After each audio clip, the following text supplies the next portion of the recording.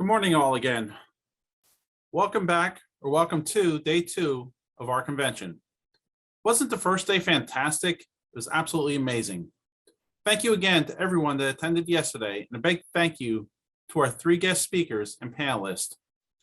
Welcome. My name is Chuck Galitza, and it is my honor, and I'm humbled to be hosting our Florida Kiwanis Foundation Play with a Purpose virtual convention.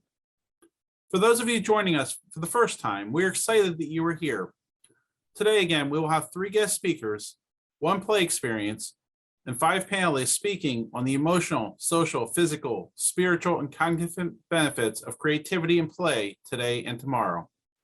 Thank you for dedicating your time today to learn with us and also to play. A big thanks to all of our Florida Kiwanis Foundation members for joining us. Also, for all of those who are new to the foundation, we certainly welcome you here today. For those of you unfamiliar with the Florida Kiwanis Foundation, our mission is to enable individuals to create a greater impact on the needs of children and families in the Florida District. This is done in partnership with the Kiwanis Clubs and Divisions through the Florida District of Kiwanis. Kiwanis Clubs, of course, are part of a larger organization, Kiwanis International, which is a global organization of volunteers, or as I like to say, servant leaders, dedicated to improving the lives of children around the globe. As the convention unfolds, if you'll be interested in learning more about a Kiwanis Club near you, it is certainly our pleasure to put you in touch with them. For Kiwanis members, if you'd like to learn more about our scholarships, grants, and partnership opportunities, please contact us and let us know. Next, this event certainly would not be possible without our nationwide partners, and today I would like to take an opportunity again to thank them.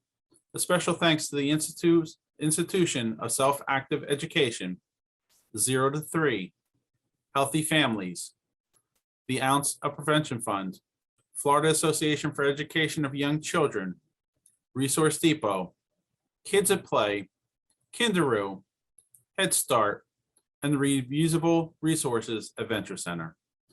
In addition, this would not be possible without the generosity and dedication of Dr. Will and Rachel Bleckman. In 2020, the foundation initiated the Will and Rachel Bleckman Fund to honor the Bleckman's commitment to enhancing public knowledge about the crucial importance of the early years of an individual's development.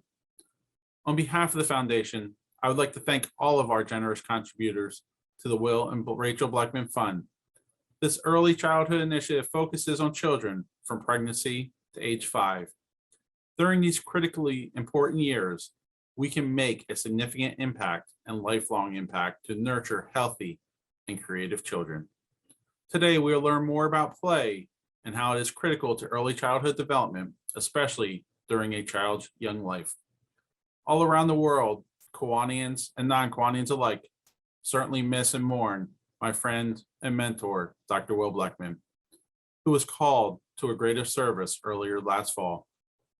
He was an amazing man who dedicated his time and talents to educating adults about the importance of early childhood. He helped so many of us to recognize the significance of this critical and influential stage of development. We will strive to continue his legacy by educating our communities and supporting children during these earliest and crucial years. Today, we'll learn about the importance of play to early childhood development and opportunities made available to initiate or support Kiwanis programs focusing on one or more of the 5 domains of healthy child development. For all of our guests here today, please note that this convention is being recorded and is available on the Florida Kiwanis website and social media outlets. To maximize our time together, we have provided background information and resources about each speaker on our website. Please take a moment to learn about each speaker online. If you have any questions throughout our convention, please enter them into the chat. Someone from our team will contact you shortly. Also, each day we'll be offering a live play experience. Today's webinar format consists of 3 guest speakers, followed by a play experience, and our second panel of leaders and experts. I hope everyone enjoyed playing yesterday. I certainly did. Today, I invite you to take another opportunity to play with our group. You can use any materials or toys that you like. We recommend the following materials because they are fun and easily accessible items. For those just joining us, this may be your first time you have played in a while.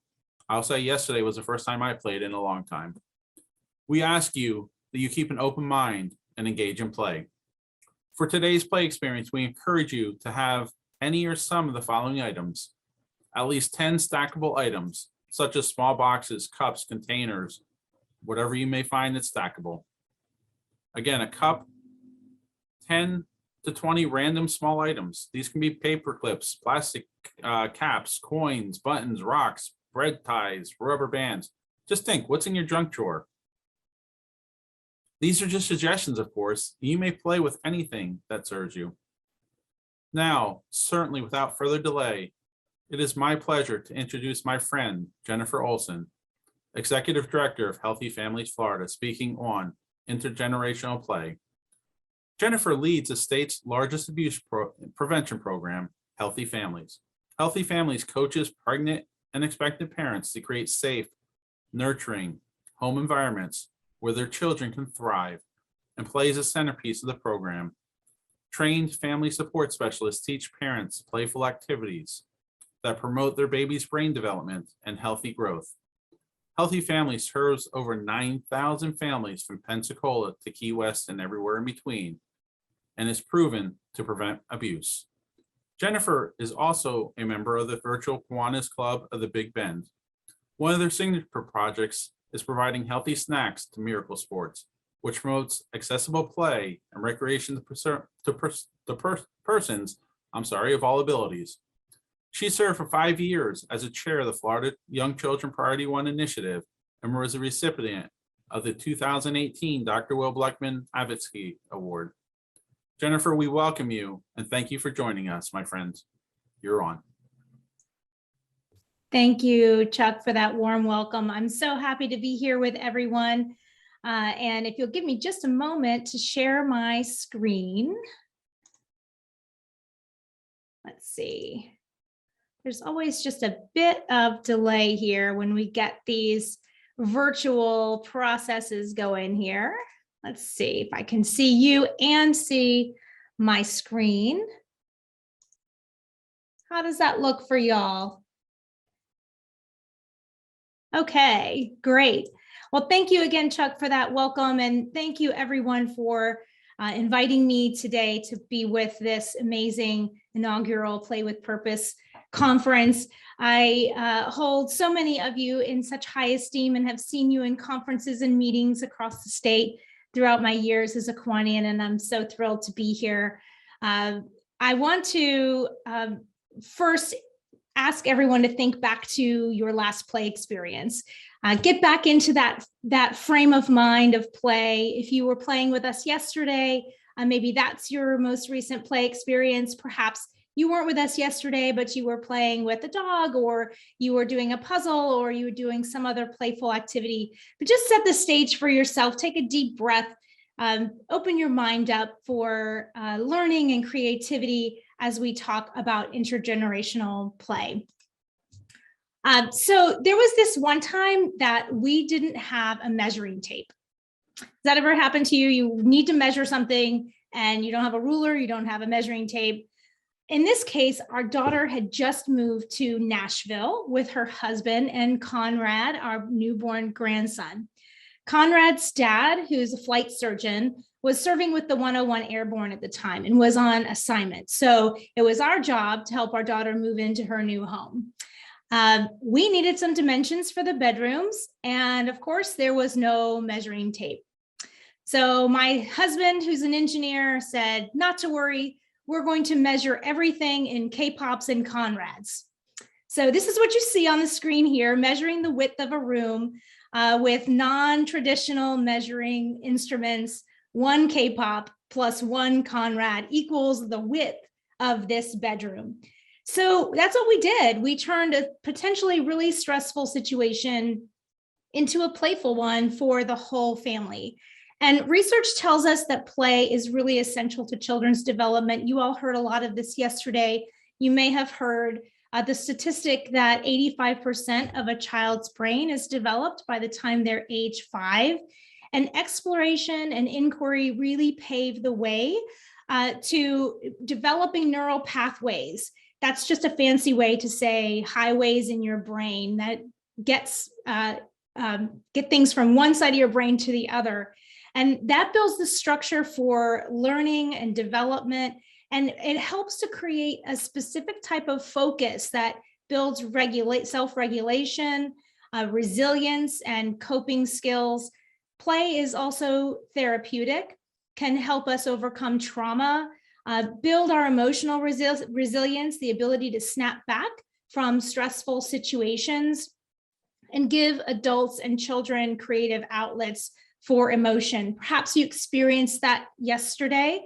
I can tell you my first self-active play experience with Dr. Drew was probably about 25 years ago when I was a brand new teacher. And I will never forget the emotional response I had when he told me it was time to clean up.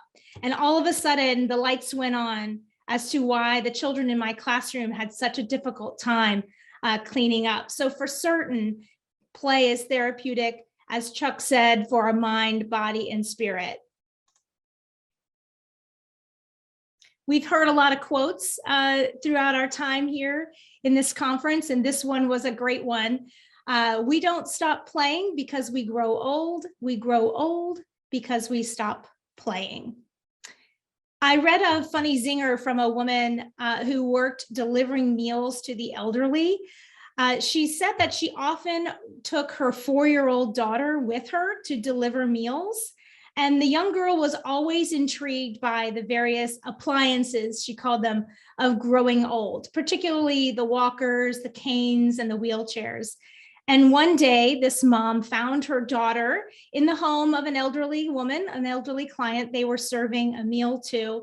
And she was gazing down at a table where there was a glass with a set of teeth soaking inside. And the woman just braced herself for the questions she knew would come. But instead, her daughter leaned in and whispered to her with delight, "Wow, the tooth fairy will never believe this." I thought that was the cutest story. And it really goes to show how children's brains work and make things that we might think are ordinary every day into the wondrous. And obviously, children grow up in the context of families and communities. Often they're surrounded by others of many different ages, and adult-child relationships form the foundations for children as they grow, and it influences their outlook on the world. Adult-child interactions, adult-child relationships are the start of where children learn to thrive in the world or not. Adult-child relationships look really different across families and family cultures. Any of you who've been to a decon and seen families who come together have seen that dynamic. Any of you who work in the community where families come together, you have seen that dynamic and how different adult and child interactions and relationships can be. And it's important to note that adult caregivers' cultural beliefs will influence their ideas about play and playing with their children. So as we talk about intergenerational play, and as you continue on throughout the day through this play experience and this play conference, I'm going to ask you to pause and consider that there are a range of beliefs about the value of play across cultures and communities. In fact, research tells us that children's access to play and playful experiences is influenced by their community, and that includes their social and economic contexts. Not all cultures hold the same beliefs about play. And as we consider opportunities for intergenerational play, especially within our Kiwanis family, it's important for us to be really sensitive to that fact. We're speaking today from a Western perspective and the privilege that that affords us. And from this perspective, play is seen as a safe construct for building relationships and helping people of all ages thrive in the world. It's the foundation of family support programs like Healthy Families Florida, which focus on building those healthy parent-child relationships and preventing abuse. There's some research about the effects of intergenerational play, and some of it suggests that older adults, especially those who do not have symptoms of dementia, will demonstrate a higher frequency of smiling and conversation when they're interacting with preschool children. We found out yesterday in our play experience that play can promote relaxation. It can reduce stress, and it can help to maintain cognitive skills like memory and problem solving. Active play also helps to increase muscle tone, coordination, reaction time, and all of those are benefits that are very important to adults and can lead to better quality of life for us as we age. It's another reason to play. It keeps us young. We've heard about all those benefits for children, but when we think about when children play not just with other children or by themselves, but with adults, we may see some additional benefits. Social awareness of communicating with older people or people of different stations of life. Positive attitudes toward aging and the elderly. In our American society, elder adults are not always an integral part of the family anymore. In our culture, older adults are often aging alone or aging in age in areas where they have the same demographic, lots of aging adults together as one, as opposed to integrated into the family. So these playful attitudes and these playful interactions can help children strengthen those bonds with individuals of all ages. There's mentoring and a positive role model supports that can come from playful interactions across the generations. And of course, a sense of community and belonging. And I think this is really important for us to keep in mind as Kiwanians, especially in our charge to involve in our service activities, the groups from all levels of our Kiwanis family, from K Kids through Circle K and Action Clubs and our Kiwanis clubs themselves.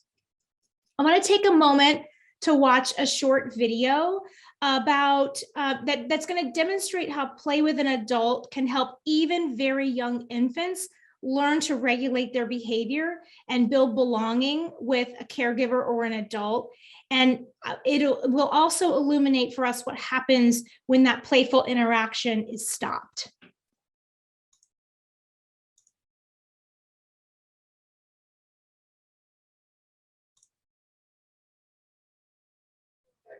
Babies this young are extremely responsive to the emotions and the reactivity and the social interaction that they get from the world around them. This is something that we started studying 30, 40 years ago, when people didn't think that infants could engage in social interaction. And it's still phase experiment. What the mother did was she sits down and she's playing with her baby who's about a year of age. And she gives a greeting to the baby gives a greeting back to her. This baby starts pointing at different places in the world, and the mother's trying to engage her and play with her. They're working to coordinate their emotions and their intentions, what they want to do in the world. And that's really what the baby is used to. And then we ask the mother to not respond to the baby. The baby very quickly picks up on this. And then she uses all of her abilities to try and get the mother back. She smiles at the mother. She points because she's used to the mother looking where she points. Yeah. The baby puts both hands up in front of her and says, "What's happening here?"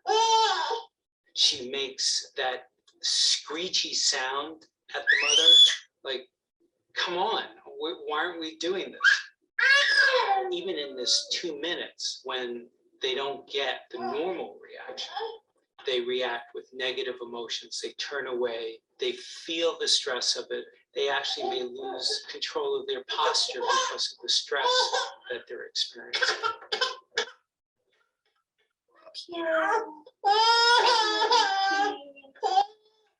I'm here. And what are you doing? Oh, yes. Oh, what a big girl. It's a little like the good, the bad, and the ugly. The good is that normal stuff that goes on that we all do with our kids. The bad is when something bad happens, but the infant can overcome it. After all, when you stop the still face, the mother and the baby start to play again. The ugly is when you don't give the child any chance to get back to the good. There's no reparation, and they're stuck in that really ugly situation. Would anyone like to unmute and share a reaction to that video?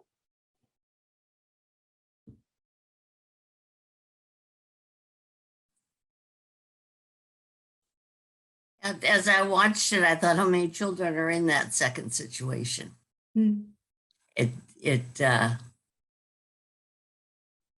made me feel awful. You know, and I think even when our kids were young, one would get irritated with them and have them have to go sit time out, which kids need anyway sometimes when they get bigger. But, you know, unless they would do anything to get our attention. Yeah, thank you, Jan, that's for what they're sharing trying to that. do. Yeah. Thank you for sharing that, Jan. And you're right. Withholding love and withholding emotion in our culture is a strong, I won't say disciplinary strategy, but it is often used in discipline with children. Anyone else? I saw a lot of reactions on faces.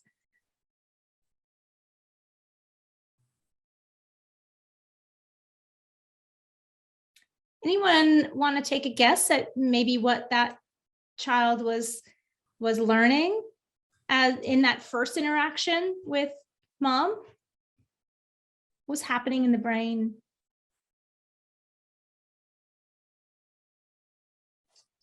I would like to say, this is Jeanette, and Hi, Jeanette. I think at the very first session, she was very happy.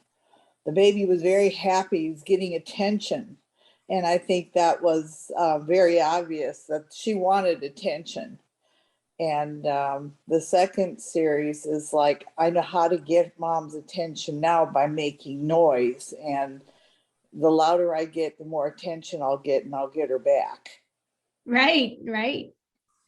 Yeah, in that first interaction, baby was pointing and mom was looking in that very same direction. So all of a sudden, this baby, this very young infant, understands that she has an impact on the world. Things that she does matter and makes other human beings do things as a result.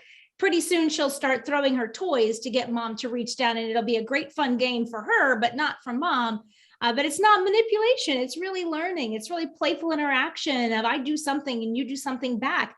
That's the foundation of the give and take, the serve and return of our human relationships. Knowing when someone gestures or talks to you, how to have that appropriate pause in between while you're listening, and then you have an opportunity to do something back. Those social skills, conversational skills. And of course, once mom removed herself from the interaction, we saw baby just dissolve, and those self-regulation skills really became very disorganized. Baby was having a hard time understanding what was happening in the world, having any impact on the world. There was no reaction from mom. But once that interaction came back, we saw baby kind of, oh, it's like a sigh of relief almost, like, oh man, I've got this back. So imagine as young children are growing and they're having these playful interactions with adults, not just with other children who are at the same stage as them, but with adults who can scaffold their learning, scaffold those social skills.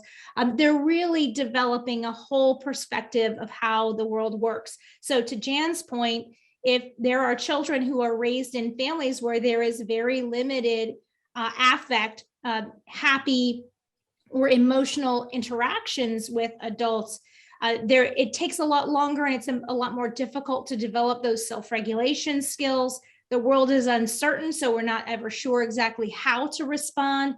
We might have quick flare-ups if we've not had a lot of those positive interactions where we've learned how to self-regulate. Now, this experiment is the foundation of a lot of research on bonding and attachment, and it has actually been recreated in several different ways. It's been recreated with fathers, and we see the exact same things And we know that fathers actually experience postpartum depression. 1 in 4 fathers will experience depressive symptoms after the birth of a baby. So it's very important that we're supporting fathers and mothers so that they have this affect to exchange and interactions with their children. We've also seen this study replicated with cell phones, where a parent and a child or a caregiver and a child are interacting, having a lot of happy back and forth, and the cell phone dings. And the caregiver reaches over, brings the cell phone in between them and the baby. And we see the baby have the exact same dysregulatory response. They kind of lose their organization around the world. So that is another critical thing to be thinking about as we're setting aside time for playful interactions. They should be uninterrupted playful interactions with young children and even with older children, because you've sat at a dinner table where someone that you're dining with picks up their phone and you know instantly that they're no longer engaged in a conversation with you. So children feel that same exact response. I have a thought. Thanks, Dr. Drew. Yeah. Yeah, I was just looking at your last picture, that little baby was sticking his tongue or her tongue out. And I think she was practicing how to play the game with her grandfather. Oh, yes. Sticking tongues out. It was just lovely. Thank you for your presentation. It's lovely. Lovely. Of course, Dr. Drew. And this is actually a game that we teach families in Healthy Families. We call it tongue twisters, that we mimic the actions of the infant in their arms. Yeah. It's miraculous to me to think that a newborn baby's eye range is specifically from the crook of an arm to the face. Yeah. They see faces so clearly at that very, very, very young age. And this reciprocal, you stick your tongue out, I stick mine out back, mirrors to the child this interaction and their effect on the world. It's a lot of fun to do. It is. You should try it sometime. Try it with your partner too. It's fun. They'll probably stick their tongue out at you as well. You mean your adult partners? Exactly. That's a good idea. So think back again to your play experience yesterday when you had time to explore the items that you brought and the feelings that you had, either the stress relief or your self-esteem, what you learned about yourself. And intentional play across generations reinforces these positive self-esteem messages with children as well. I want to share a story of a particular play experience between my husband, Michael, and my son, Jacob. They were wrestling and we called it WrestleMania. And as always, it was wild, but this time it got really wild. I mean, the air was practically crackling with energy as they were literally like slapping their bodies together.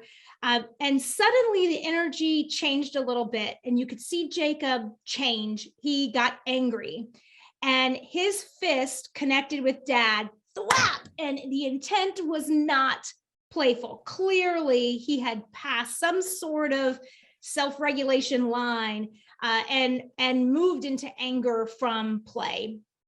My husband's response was immediate. It was so immediate that it caught my attention as well. It was loud and it was sudden, and he stopped the play immediately and got control of himself. Obviously, he was shocked to have gotten a smack in the face that he wasn't expecting. But he took a few breaths and then he talked to Jacob about calming himself down and getting rid of that energy that had made him angry. They had this interchange of regulating emotions, of thinking about when you cross that line. And then happily, they went right back to wrestling. So during that experience, even though Jacob was corrected and loudly for breaking the rules, it was an exchange that was loud and clear that he was still valued and he was important, and that when there's boundaries and we break those boundaries with people, there's a consequence, but you're also still worth loving. This is the play. This is the importance of play between children and adults, not just letting children do their own play on their own, but involving an adult to scaffold those kinds of emotional regulation, the types of what's the next step in our learning? What do we think might happen next if we do this? And allowing and promoting this exploration really can build all of these tremendous self-esteem within children. And all of that learning for Jake was really possible because my husband's response and the play that they were doing together was developmentally appropriate. So what do we mean by that? As children grow, they progress through stages of play, and they're not linear. We do move throughout these stages in overlapping ways. For example, I'm 49. I love the solitary play, which you see here, of a 2,000 piece puzzle on my own, no interruptions. But I also love to engage in pretend play, in more cooperative play with my 5-year-old grandson, who likes to build train sets and build an entire story around what's happening in that train depot, where the train is going. It's based probably on some experience, like now the train's going to Epcot, because he just went to Epcot, and it's going to go to Animal Kingdom and drop off all the animals and take them to the animal vet. But this type of play is a different type of play from my puzzle type of play. So when we're thinking about the stages and the ages of children that are and how they're playing, and as we're thinking about building those into our own lives, which I certainly hope that you do from here, it's important to keep those in mind. And we can use this as a guide for setting up positive play experiences. And one note, it's not mentioned on here, but there's a type of play called games with rules. It's really important that you wait for a little while to play games with rules with children. And I'll tell you why. They cheat.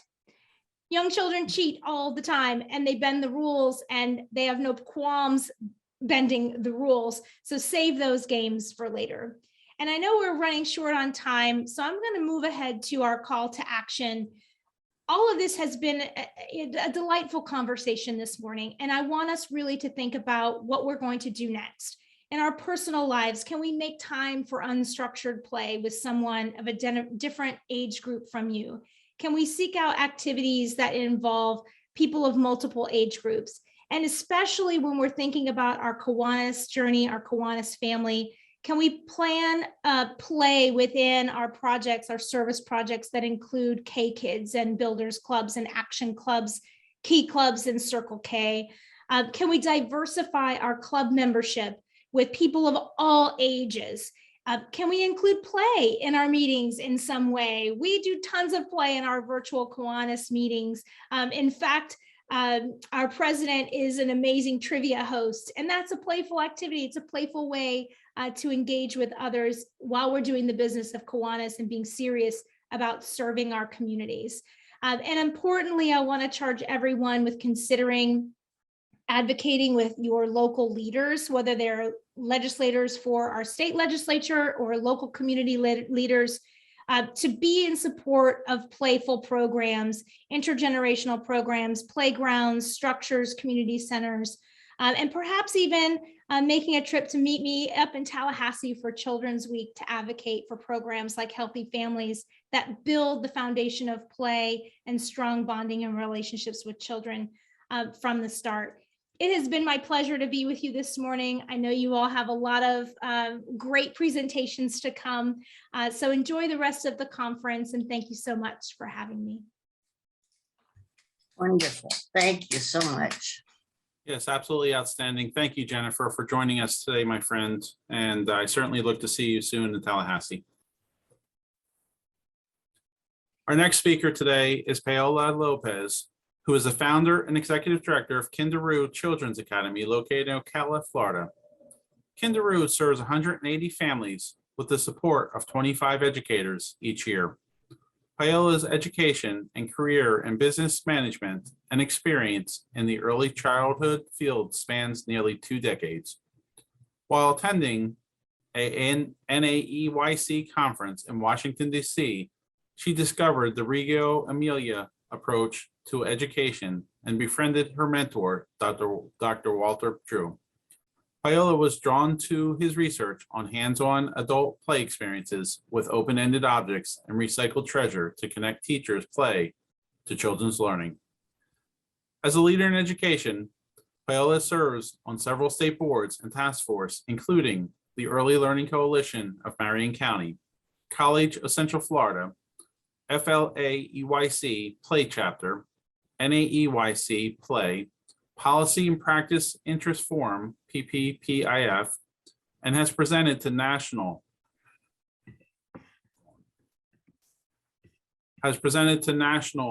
regional. She currently holds, sorry, I'm having a little issue with my Wi-Fi here.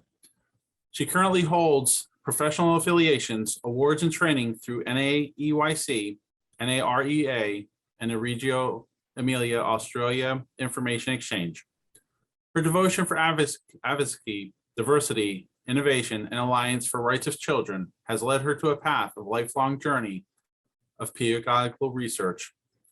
Her primary goal is to equip teachers and children with skill sets and mindsets that are essential in a world of innovation through the practice of developmental appropriate practices, documentation, reflection, and transformation.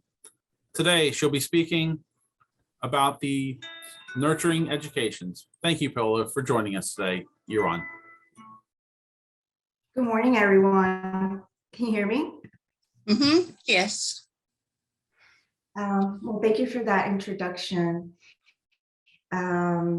So I am the owner of a preschool in Ocala, Florida. We serve 180 students. And before COVID, we used to have 25 educators. And so the journey of this presentation has been my experience of what we've been through and what we're doing to retain our teachers, and also what we're doing to be able to bring on board new ones. And our goal is for them to stay with us.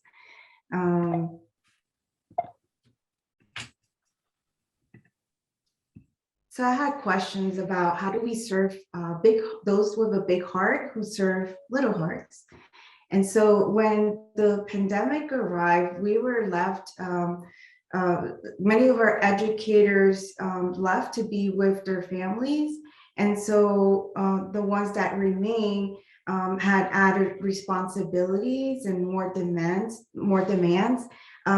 mainly because we were used to working with children in our classrooms. We had 2 educators in each classroom. And so when everyone left, we had not just the children, we went from having 180 students to, I believe it was 63 or 64. And even if our ratios had been lowered, it was still very demanding on our teachers. So I can give you an example, like, in our 2-year-old classroom, since we are licensed by the state of Florida, we were licensed, the state ratio is 1 to 2-year-old, 1 educator with 11 2-year-olds. And although we had less children, if a teacher was changing a diaper and then there was another child that was biting another one, that teacher was by themselves. So little by little, things started snowballing, where the teachers started to feel the pressure. They started feeling burned out. And so I knew that we had to take care and encourage the growth and development of our educators' passion for their career. So like I always, had this deep passion for my career, early childhood education. And but our support staff was also helping other classrooms. So that led me to just be hands on deck. We were all hands on deck. And then I realized that I needed to listen to them to promote their well-being within our schools. So I knew that I had to reevaluate the priorities that we had in order to keep the educators that we already had at the school. Because there are other challenges, like for instance, if one of our teachers, we had a lot of teachers that their families got sick or their children got sick. So they were out being under quarantine for days, weeks. I mean, because we all went through this. And so that just meant that we were working long hours and it was nonstop. So there were there are many factors beyond our control that create challenges for educators today, including societal criticism, low wages, and an emphasis on testing. So rather than complain about the things we cannot change as leaders, why not change the things that we can? So I said, let's offer teachers autonomy to create warm, nurturing school communities in which both they and their students can thrive. So we know that mental health and well-being of teachers can have a really important impact on the mental health and well-being of the children who they're spending most of their days with. Having teachers feel safe and supported in their school environment, it's essential to students learning and being successful. So by this time, I began to bake and bring things into the school, and it was also a challenge because we couldn't share the same room. So we began to create, being creative about how we can build a tighter community within our school. And so that's just a glimpse of like what we were doing in order to start, helping them come together. So like I mentioned, Dr. Drew has always been a mentor of ours for many years. And so we knew about his work and his work with self-active play. Although we were familiar with it and the context in which we were engaging with that type of practice was more for teachers to learn how to play in order for them to learn the children's practices. But during the pandemic, one of the things that we did was like home Zoom calls, like, many of us were engaged. And then later on when, because we live in Florida, some of the restrictions started coming off, we began to come together it took on a different context. So self-active play, it's a simple research-based process that promotes a deeper this process generates self-awareness, self-understanding, and self-realization using open-ended materials to stimulate the curiosity and active engagement of the player, and results in creative discovery, learning, social emotional well-being, and inner peace. So by this time, I knew that we had to come together more often to play, because we knew the many benefits of play, but I was in search of us having conversations, and not just any conversations. We wanted to have deep conversations for us to know how we could help and how can we improve things. This is a video that shows them, and you can see, I hope that you can sense the peace that was happening during this session.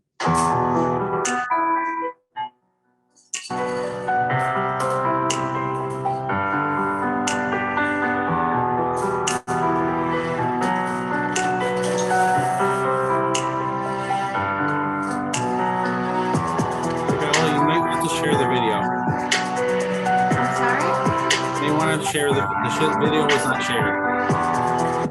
The video is not sharing? No. Oh, I don't. Go down to share screen, the green button at the bottom. Oh, I'm not sharing. You're not able to see the presentation that I have? No, I didn't realize you had a PowerPoint going, but with the video we weren't able to see that. So the share screen, you need to put on yours. You can put your screen there. You have access. Sorry about that.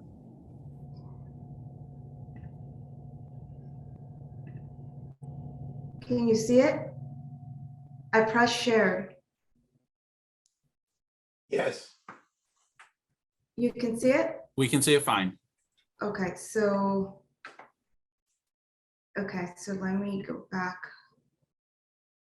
So this was the screen that I was sharing when I was telling you that we began to meet together to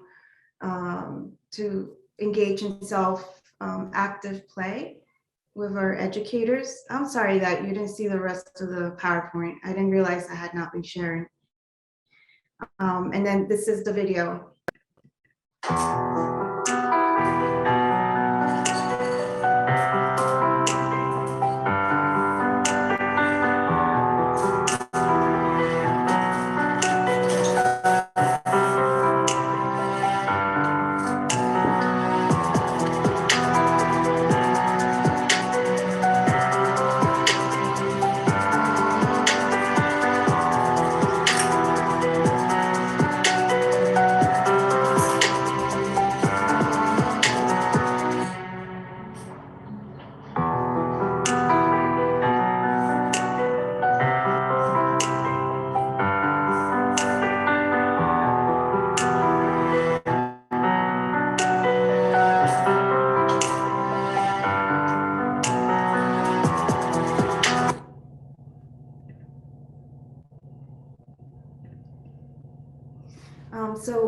Part of their deep thoughts that we wanted them to, because we had a lot of questions. I had a lot of questions. This was, I was in a journey of self-discovering of how I could help our educators.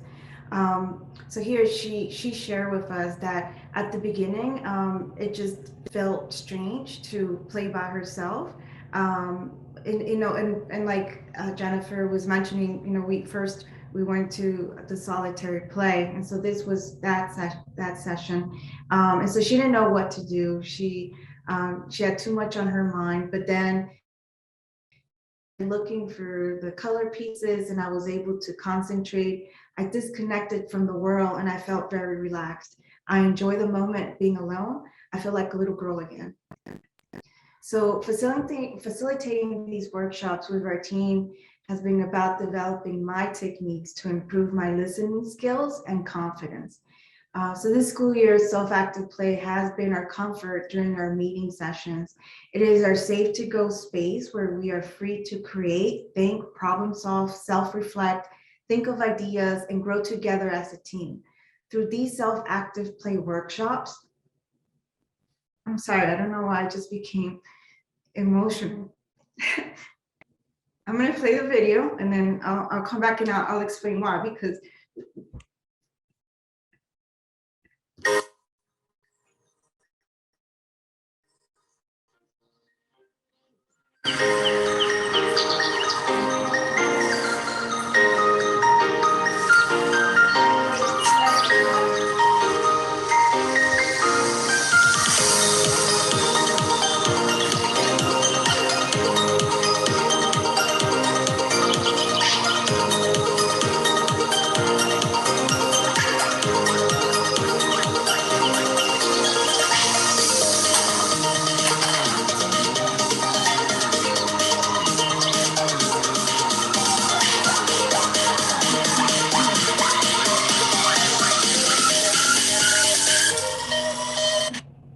so we have become very close, and it has been a big accomplishment.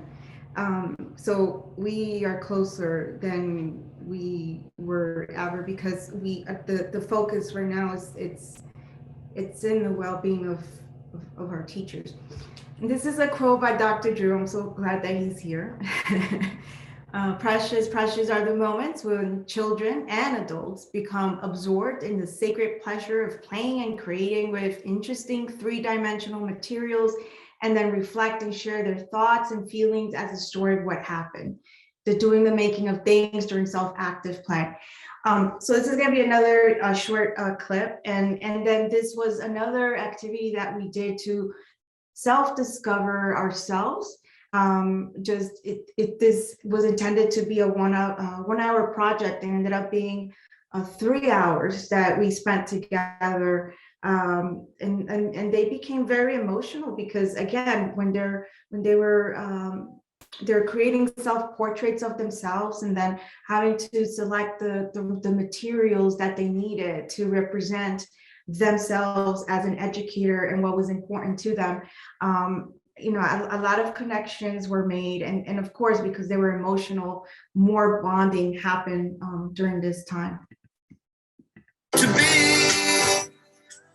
free, to live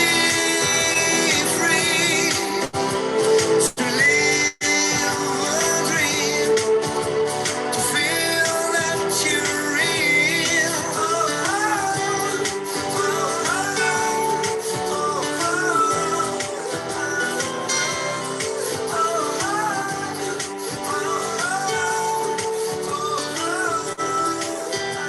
to be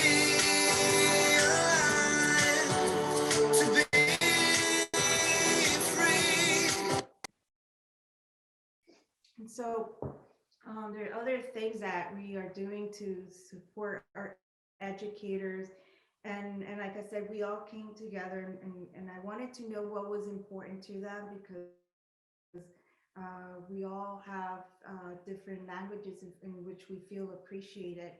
And, you know, these are things that I realized none of this is new. This is not a new practice, but this is something that we take for granted. And so it has taught me, you know, that we need to listen and touch people's hearts, because they are also humans, and these humans are working with our children. So, you know, some of them, like thoughtful gifts, like, you know, like you see the little pink bottles, and it had candy in it, and it just like a little gift of appreciation. Like we started bringing in food, little gift certificates, like, you know, like $5 gift certificates, materials for the classroom, you know, books, open-ended resources, recyclables. I'm a huge fan of Dr. Drew, you know, and I'm not saying this because he's there, but like going into his recycling center has always, I go and I load my vehicle and then like bring it back into the school, and it's candy for the children, I mean, for the teachers, because they get to play with new materials, and they get to bring them into their classrooms and see the type of discoveries that the children will make. So help inside the classrooms. And I know that our time is short, so I'm going to try to finish this really quick, but in 19 years, this is the first time that I am now actively inside the classrooms working long hours. So, and so instead of me going in to observe, I'm going there to help teachers, to help see what is happening, to see how I can also help. And so by me being able to be in the classrooms, I'm also allowing them to be able to take some time extra off, like go plan, go look for materials, just take time off from the classroom because I'm here. And then professional development. They ask for professional development because I think that they're just hungry to learn new ideas, new techniques. And this is food that I brought for them.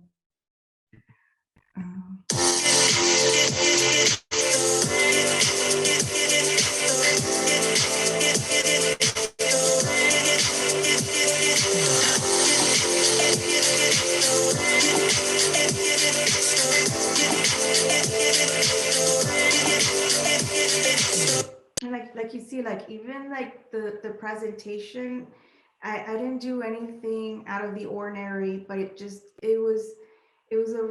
wanted them to feel special. I want them to feel important. And then, so, you know, we plan social gatherings outside of school hours to continue building a positive school culture, whether in small groups or as a whole staff. Ongoing opportunities to get to know each other make a huge difference in helping educators feel connected.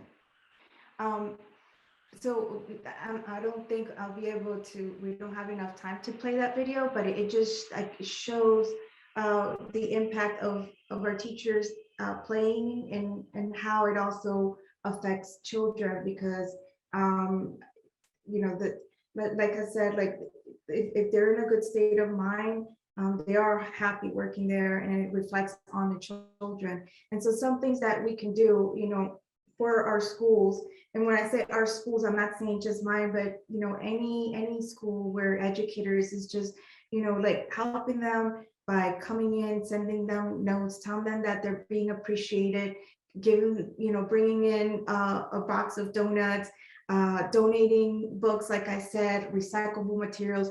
These are like little things that we can all do, that it's so important for the educator to feel that they are important, because they are. And I have one point that I want to leave you with. So 100 years from now, it won't matter what kind of car I drove, what kind of house I lived in, how much money I had in the bank, or what my clothes look like, but the world may be a little better because I was important in the life of a child. That's by Forrest Whitcraft, and I think this applies to all educators. And so this concludes my presentation. I hope that you have a wonderful rest of the conference. Thank you. Paola, yes, absolutely. Round of applause. We are so honored to have you speak here today. Thank you certainly for being with us, and thank you for giving of your heart, because I could hear that within your words. And in the words in the chat from Jennifer, play helps us release so many pent-up emotions. Thank you for sharing so authentically. And from Dr. Drew, so inspiring and hopeful way of nurturing teachers to better nurture young children. Brilliant presentation. Thank you. So again, thank you, Paola. So our next guest speaker here today is Danielle Burley. She is no stranger, as she has been a guest speaker on our monthly meet and greet calls. Danielle has always possessed a natural passion for helping young children reach their full potential through a play-based approach to learning. She has a Bachelor of Education degree and certification in early childhood education. Danielle's experience includes teaching in Canada, Colorado, where she was a semifinalist for Teacher of the Year in her district, and Wisconsin. Recognizing a need for online resources for preschool teachers, Danielle started a YouTube channel, PK Purposeful Play, where she shares her knowledge and experience through her videos, and over 90 to date, wow, on topics relating to teaching preschool.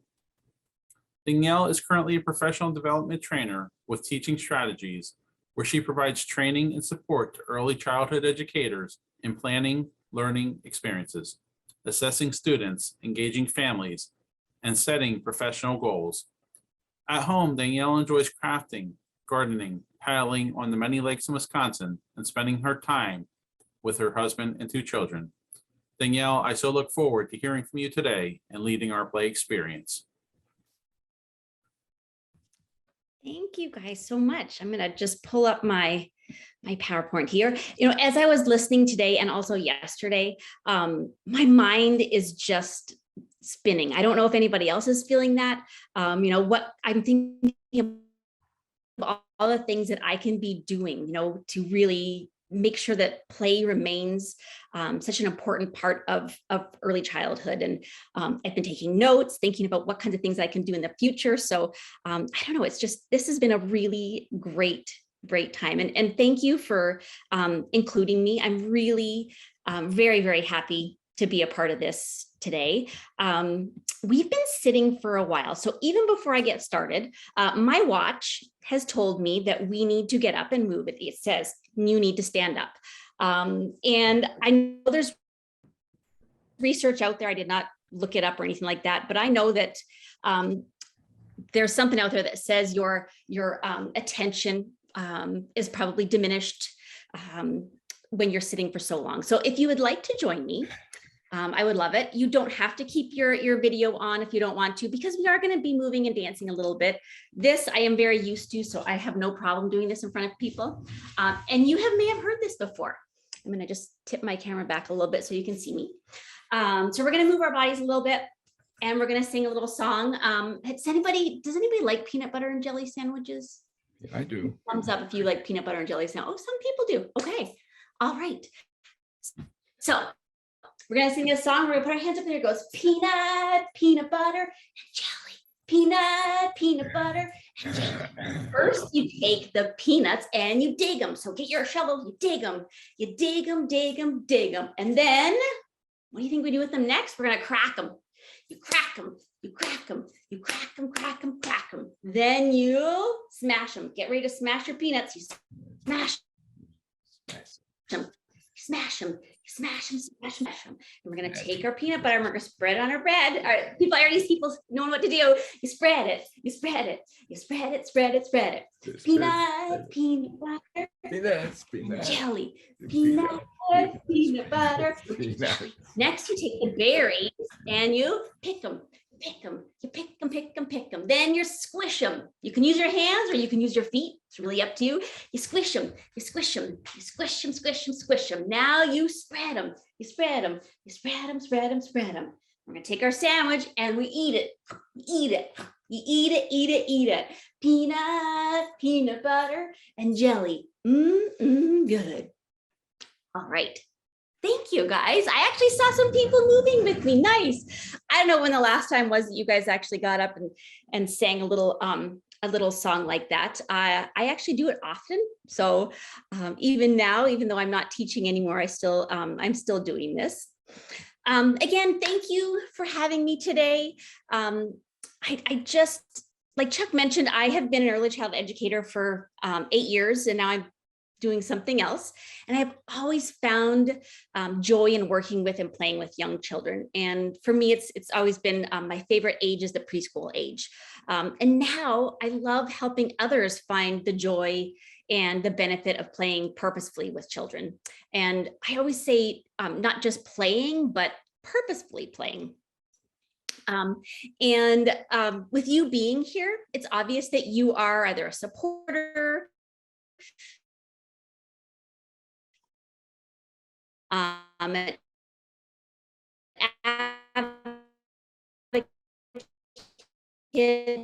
educator, a parent, child, are hoping. And what better way to do that than playing today?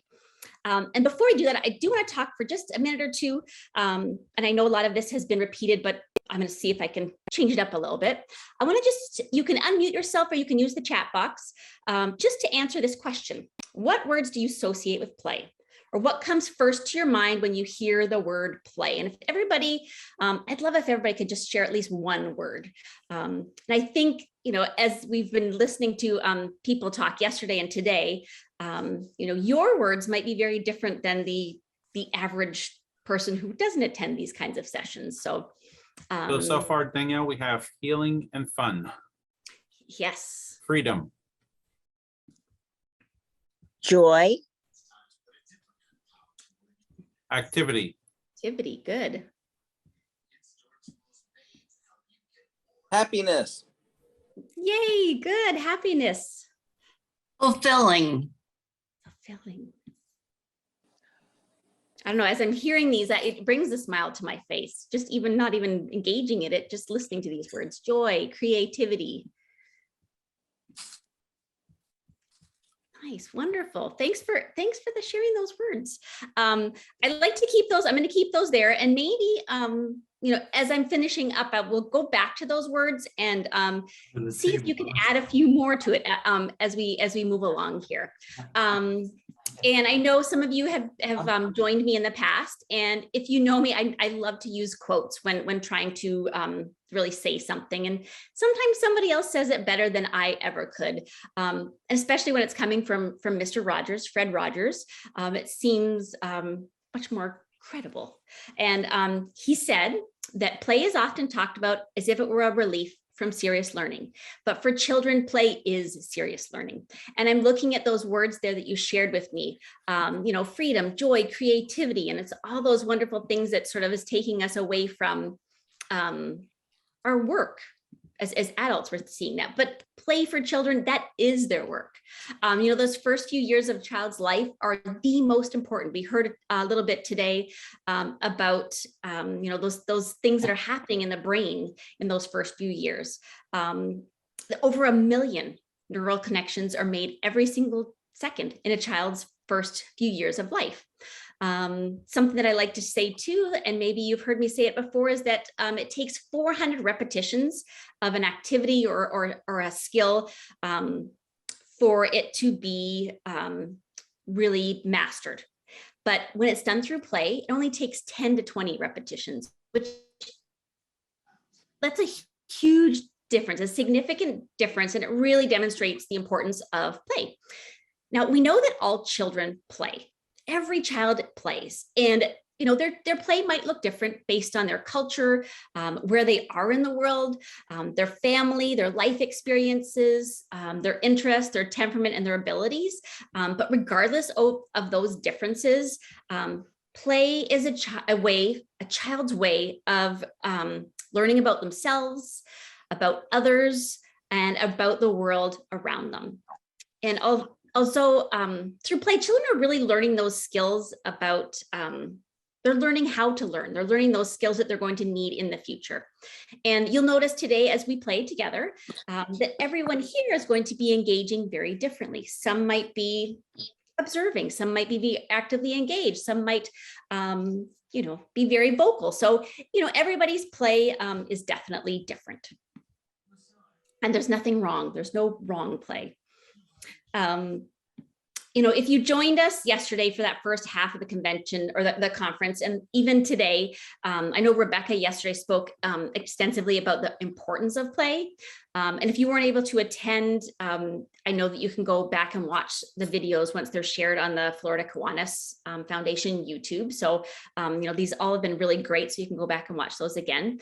I'll just quickly go over what is learned through play, what skills are developed during play, so that we do have those skills in the back of our minds when we are playing together.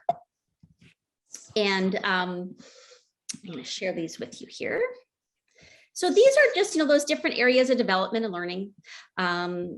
We've got the cognitive skills, those all important, problem solving, trying something and then seeing if you need to try a different solution to solve a problem, making choices, observing, making connections to things that you children already know. Language. Children are developing their language skills. They are gaining new vocabulary words. They're communicating with each other and they're listening to each other. Those physical skills, so gross and fine motor, so big body movements and those fine motor movements. We talked a lot about social emotional learning and development, so regulating emotions, identifying emotions in yourselves and in others, and what to do with some of those emotions, negotiating and sharing, focusing attention. And then I did include math and literacy skills because there is such a push and focus on those academic skills, especially in those early years of a child's education in school. So I included those because those skills are developed through play. And if it's sort of a guided, intentional, purposeful play, those skills can be developed as well. So I just included just a few things that are there. Phonological awareness, rhyming, literacy, writing, alphabet knowledge, number concepts, even measurement that we heard about today. So, all of those skills and more are being developed through play. And I'm just going to think back to our peanut butter song that we did sing and dance in our movement there. And looking at this list, does anybody want to share what areas of development and learning do you think we were working on just through singing that song and moving together?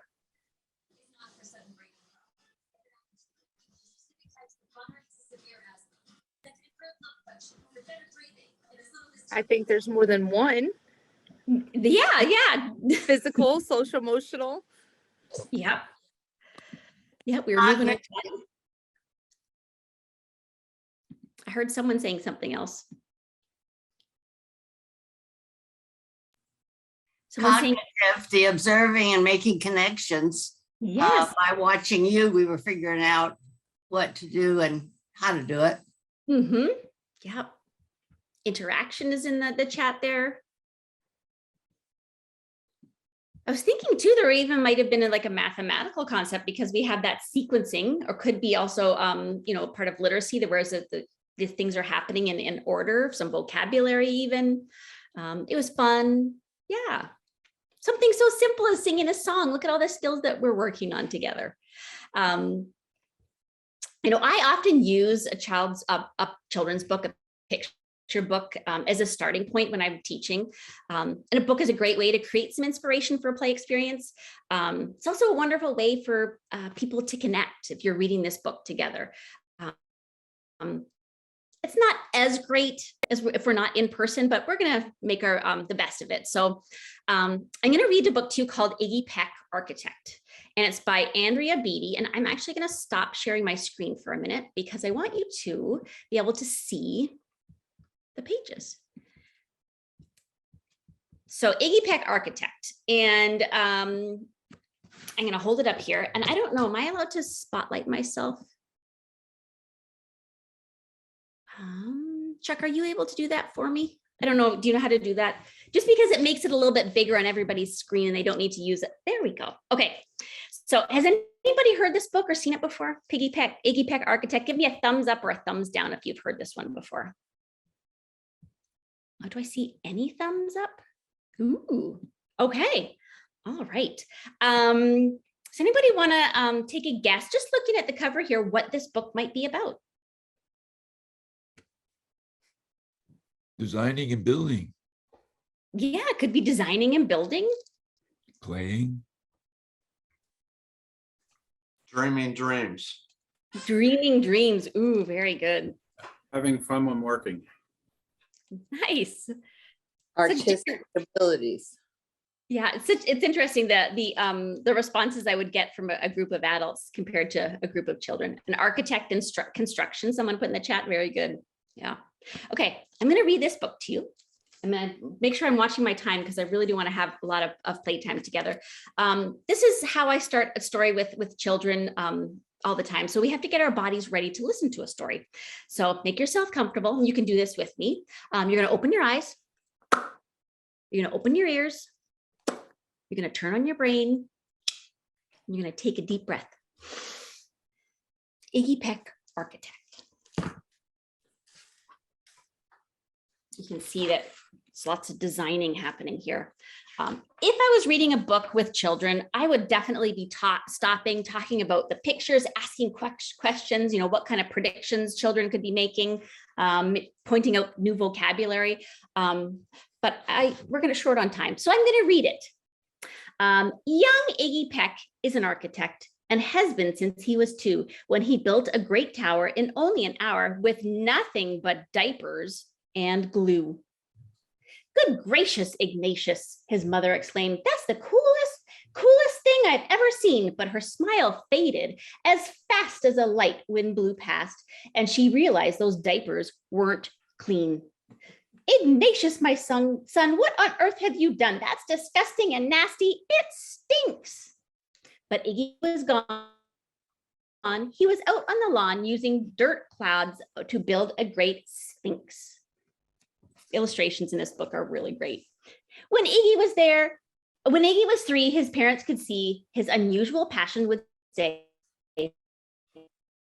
He built churches and chapels from peaches and apples and temples from modeling clay. Someone had said that, you know, this book might be about being creative. You definitely can see that. At dinner one night, to his father's delight, Iggy got a bright gleam in his eye and out on the porch built the St. Louis Arch from pancakes and coconut pie. Dear Ig had it made until 2nd grade, when his teacher was Miss Lila Greer. On the very first day, she had this to say: "We do not talk of buildings in here. Gothic or Romanesque, I couldn't care less about buildings, ancient or new." She said in her lecture about architecture that it had no place in grade 2. Well, this makes me really sad, seeing all these children just lined up. Yeah. This is how they're going to be learning. Oops, I have to turn back here. Yeah, that might seem severe, but she was sincere, for when she was no more than 7, she'd had a great fright at a dizzying height in a building so tall it scraped heaven. On an architect's tour of the 95th floor, young Lila got lost from the group. She was found 2 days later in a stuck elevator eating. After that day, it was quite safe to say she thought all building lovers were nuts. As a teacher, she taught that, above all, one ought to avoid them. No ifs, ands, or buts. As you might guess, it would cause Iggy stress to hear such terrible talk, but he didn't hear. He sat in the rear while building a castle of chalk. You, Iggy pecked, your desk is a wreck. Tear down that castle right now. You will not build in here. Is that perfectly clear? Do you need to see Principal How? No, ma'am, Iggy said. He lowered his head and his heart sank down to the floor.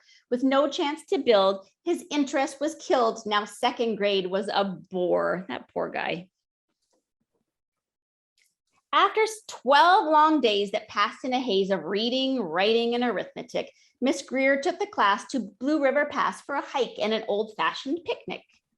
They crossed an old trestle to a small island nestled in the heart of a burbling stream, but they no sooner passed than the footbridge collapsed and Miss Lila Greer started to scream.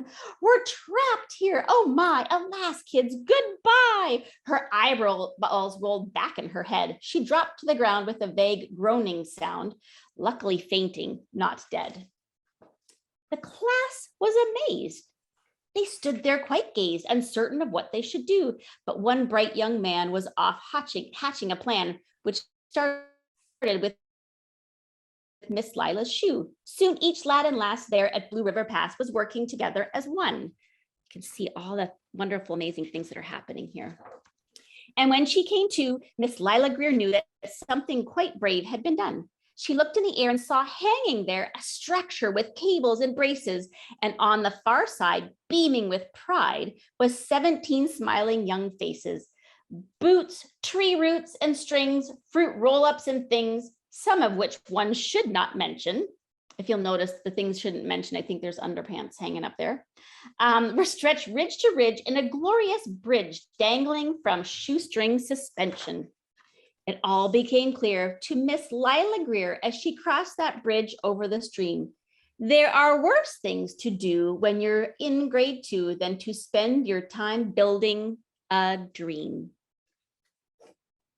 Now, every week at Blue River Creek Elementary and second grade, all the school kids can hear, along with Miss Greer, how the world's greatest buildings were made. The weekly guest speaker in t-shirt and sneakers talks of buildings from Rome to Quebec.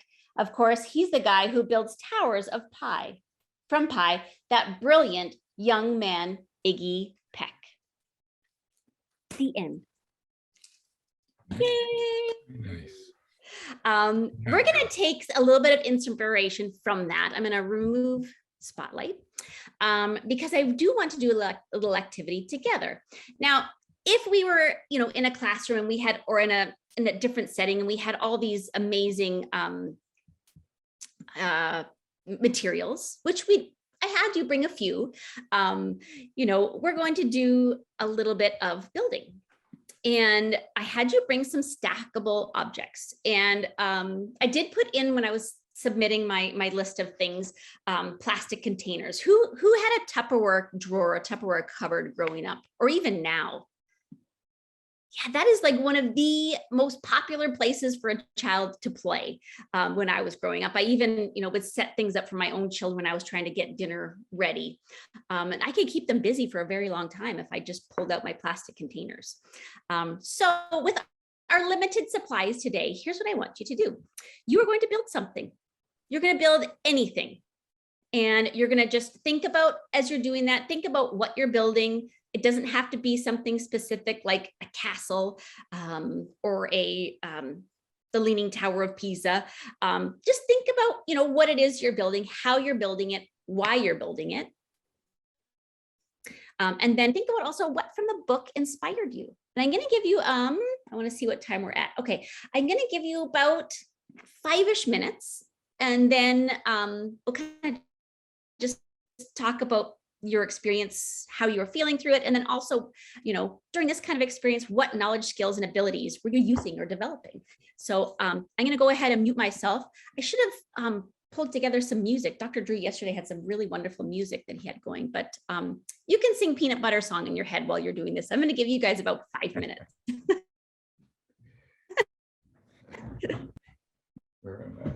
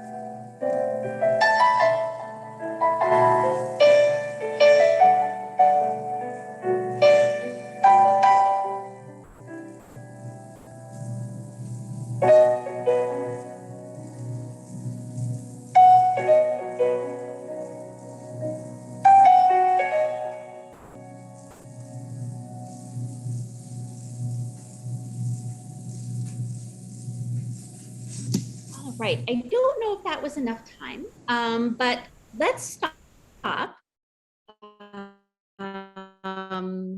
And just, oh my goodness, I see some buildings there. This is wonderful. Okay, does anybody want to share what, maybe answering those questions? What were you building? How were you building it, or why you were building it? What kind of skills you were using? I'll even actually put those skills up back up on the screen so you can kind of see as a little visual reminder of some of the things you might have been working on. Does anybody want to share? Well, I'm the one who put the video camera on separately. But with the things you asked us to bring out, I started building a tower using wine bottle corks for the bottom. The first thing I discovered is trying to use them as a base, the length of the corks wasn't the same. So I had to find 4 that were the same length so I could start building a structure. And from there, I just took pieces of bottles that were left over here in the room that I use and just build a, I'll call it a radio tower. We're going to transmit today. Good. So it sounds like you were solving problems, you were doing some, measurement mathematical skills. Wonderful. Anybody else want to share? I'll be happy to. Now I have to tell you, I cheated a little bit because I'm going to show you what I made. This is, I don't know if you can see it with that background. Let me see if I can turn that background off. We'll do none.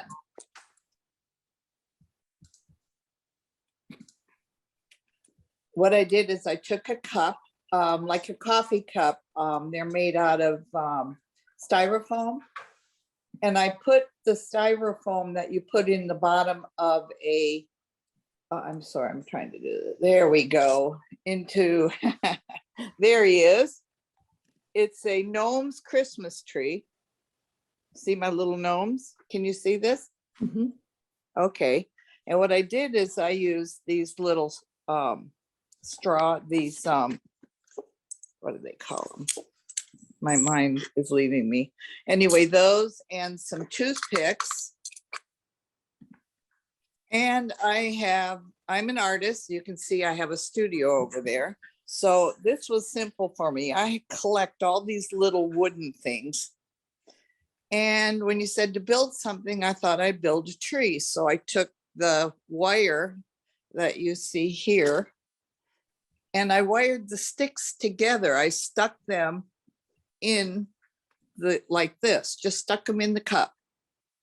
And then I wired them all together to a point.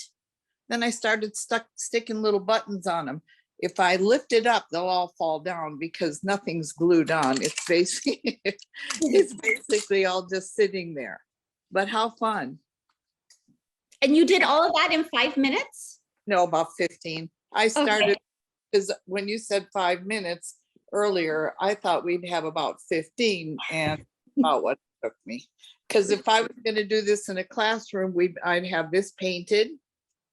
So they could do it green or blue or red, or they could cut out pictures that they drew and tape them on there. They could put white paper and color them.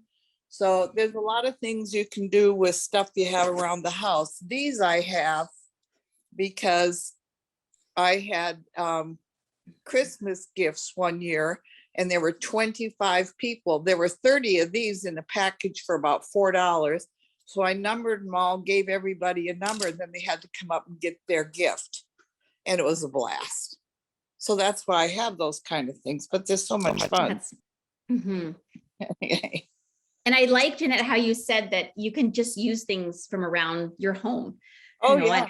yeah. I know Dr. Drew yesterday was talking about that, the loose parts and how, there's so much that can be just found in nature or laying around your house. So yeah, thank you for sharing that. You're welcome. I'll just give, if there's one more person that wanted to share, that would be okay. And if not.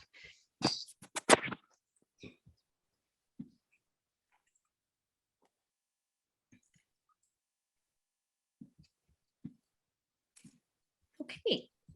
As an adult, when they're playing with children, I know there's a lot of, talk about independent play, but if there's an adult, a parent, an educator, some kind of guardian, they can always take that child's learning and development to the next level by being really purposeful and just with a little bit of guidance. And some of the things that can be said or done when you're thinking about guided play are here on the screen. So there can be questions that can be asked, asking a child, what do you think happened? Why do you think that happened? What do you think would happen if? And then one of my favorite things is saying, I wonder, and almost, playing that, I don't want to say dumb, but, playing like, acting like you don't know what would happen and just sort of wondering out loud. An adult could also model. They could show them sort of what they are doing. They can use self-talk, so talking it through what they're doing, the process that they're going through, and then also describing what they see the child doing, saying something like, I see you are. Providing open-ended materials. We've heard a lot about those open-ended materials, so not really anything that has buttons, switches that turn off and on, things that you can really only do one thing with them. So these open-ended materials, loose parts, those kinds of things. If you can provide real life materials, even for dramatic play, a child is playing, you've set up a kitchen. See if you can put real cutlery and real plates and pots and pans and things like that, so they can make those connections from their play into the real life. And then if you can also limit the rules of play and really allow a lot of freedom and choice. So I do want to play another game together. I love made up games. This was one actually, one made up by children. It was, I don't know, maybe 5 years ago, I had this collection. I have some of them here too. And I had all these little jars in my classroom of just things that the kids have brought in. And it's junk. We did call them loose parts. But this was a game that a child had made up. So I had put these jars out. I've got a big old dice here. I'm gonna, actually, I'm going to stop sharing again so that I can have you. So you're gonna grab your cup, and you're going to grab all your bits and pieces that you brought, and empty, if you have them in your cup, empty it out. I should see if I have, before we even play this, I did have a photo of these children making up this game as well, but I'll pull that up in a minute. I'm gonna roll a dice and I'm going to see, oh, see what number did I get? 6. So what I'd like you to do is take 6 of your items and just put them in your jar or your cup.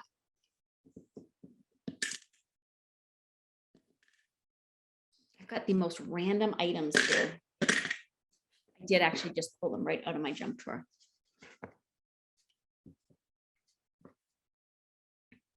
All right, I'm going to roll it again.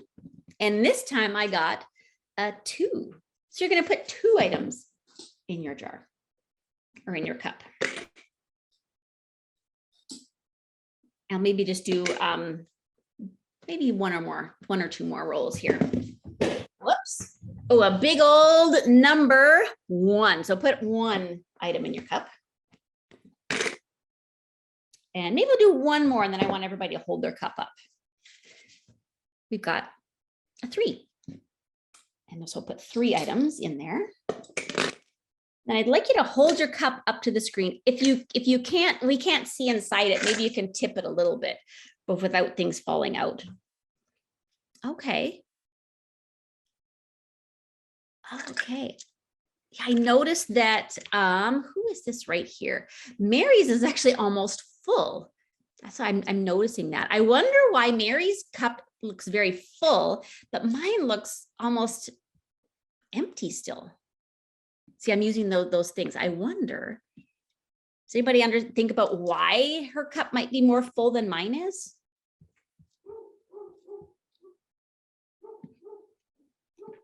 I can show you. Item. Say that again. The size of the items. Yeah, the size of the items that I've got really. And size of cup and size of container. Yes, yeah, nice. It's really great to see children when they're playing something like this to really make that connection to.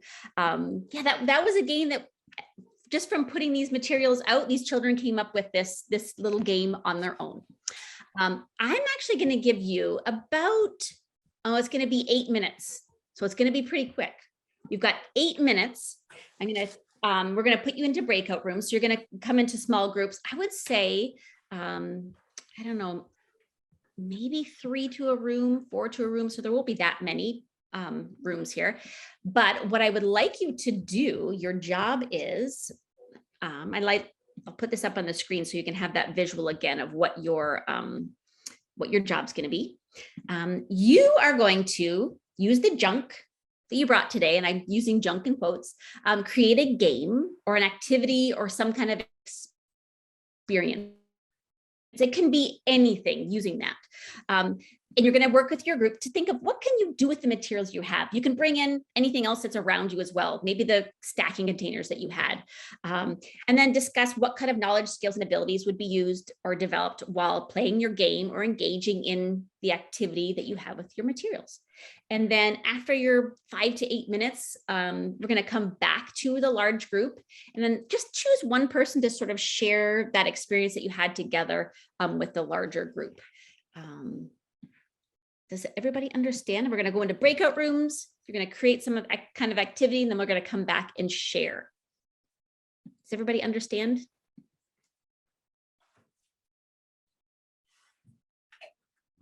All right.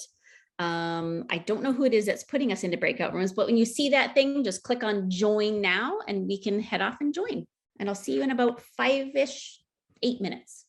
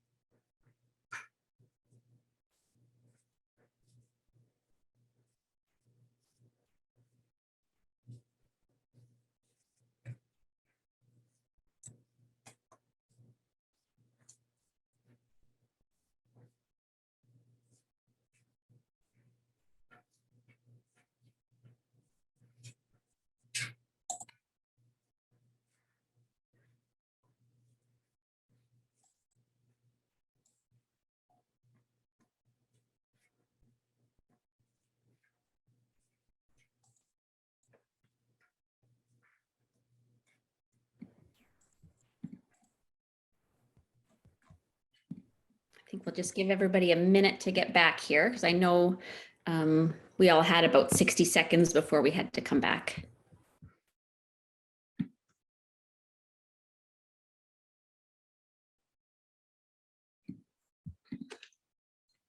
Hopefully everybody chose somebody, a spokesperson to speak.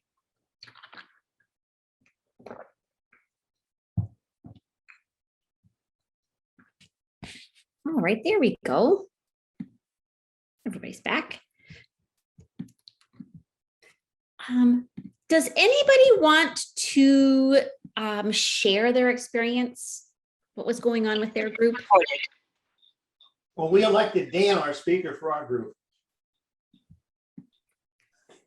Just right now you elected him? He had left the group, so the two of us elected him.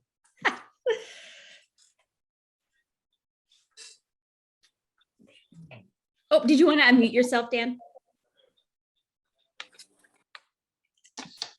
We shared the items that we had and how we put things together and all the possibilities. The possibilities were endless.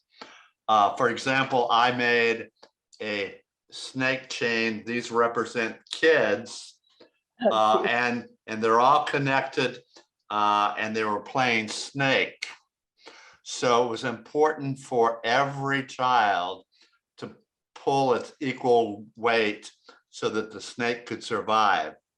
It's just like the chain is only as strong as its weakest link. So everybody is important in our lives. Very cute. I love that. That's what I'm going to report. Okay, I'll do room number one. There were three of us in the room, and I pretty much showed them how I constructed this little Christmas tree. And then we each picked a number, and you had to guess each other's number. And I already lost one of them. So our numbers were 6, 4, and 22.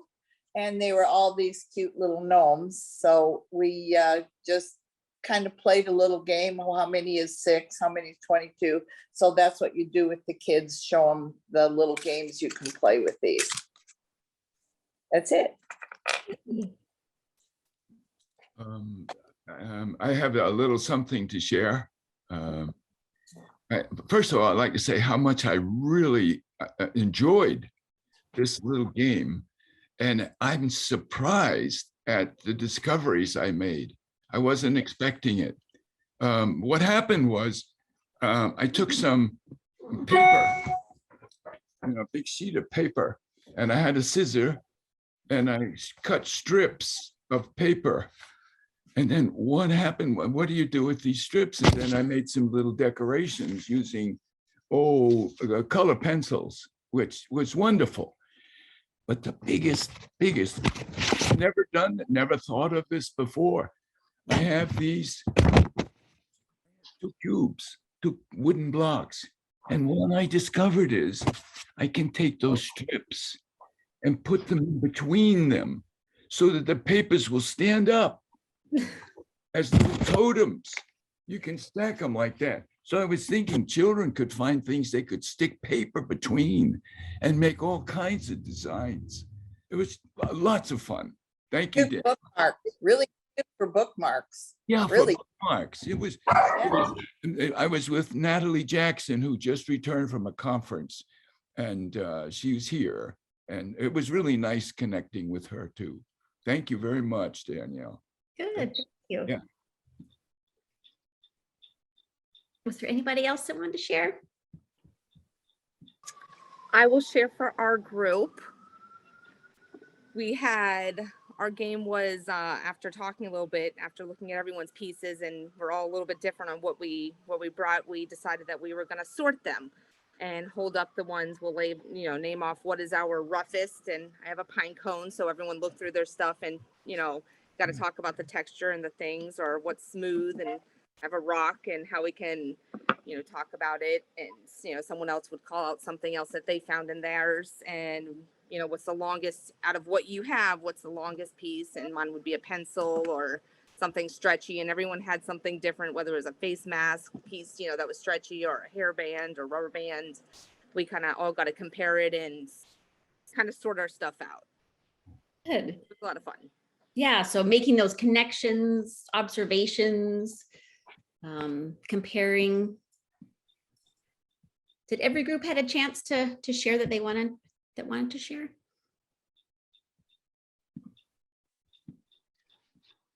Okay. I wanted to show you just a couple of pictures, just as we were talking this morning earlier. I was like, oh, I just have to show a couple pictures because I am a lover of loose parts, because like you can see today, there's just so much that children can do with them. And I did, can you guys see my photos that are on the screen here? Okay. I wish I had taken more pictures when I was teaching, but I guess I was just too busy to take pictures. These were actually all brought in by a child. We once a week had our little bags that came in, and they brought in their loose parts, and we ended up doing small group activities with them, and who knew where it was going to go. But these ended up being put out during our playtime, and you know, you can see that children are working on their fine motor skills. They were having to really look at how those pieces went together. There were some children are making designs out of them. So, you know, again, that these materials can be just so open-ended. And then if you have an adult sitting there, you know, playing with the child, then again, it can really deepen their learning and understanding of all kinds of different things. We dumped out some of our loose parts. We had read a book, The Tiny Seed, I think it was called, by Eric Carle. I made the suggestion of making a flower, but of course the children can really do anything they want with them. This was during our building study. We're studying all about buildings. So again, after reading Iggy Peck Architect, these were some materials that were put out. I think that we were talking about the word stable and how you can make a building more stable. So they were working on, took these cardboard pieces actually from our makerspace, our art area, and decided that they needed those to be added because it made the building more stable. During an insect study, pulling those loose parts again, all those pieces that came from children, they're creating insects. And then I didn't have one more. I thought I did, but yeah. So I want to go back to, just want to finish off by thinking about our, those words that you had at the beginning of the session, those words that you thought about when you heard the word play. And I'm going to sort of read a couple of them out. So it was fun and freedom, activity, joy, creativity,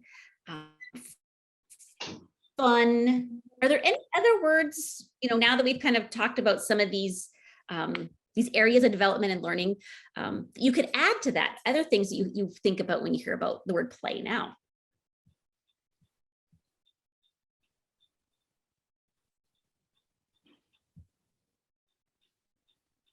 Challenge. Ooh, that's a good one. When I was building my building, there were a couple of challenges I had to try to figure out how to keep it from tipping over. Lots of problem solving. Teamwork. Chuck said teamwork. There was teamwork in play. Yeah. Change direction. Oh, yes. Where you think something's going to work, or you have one idea in your mind, but then you sort of change direction as you're playing. Improvise was in the chat too.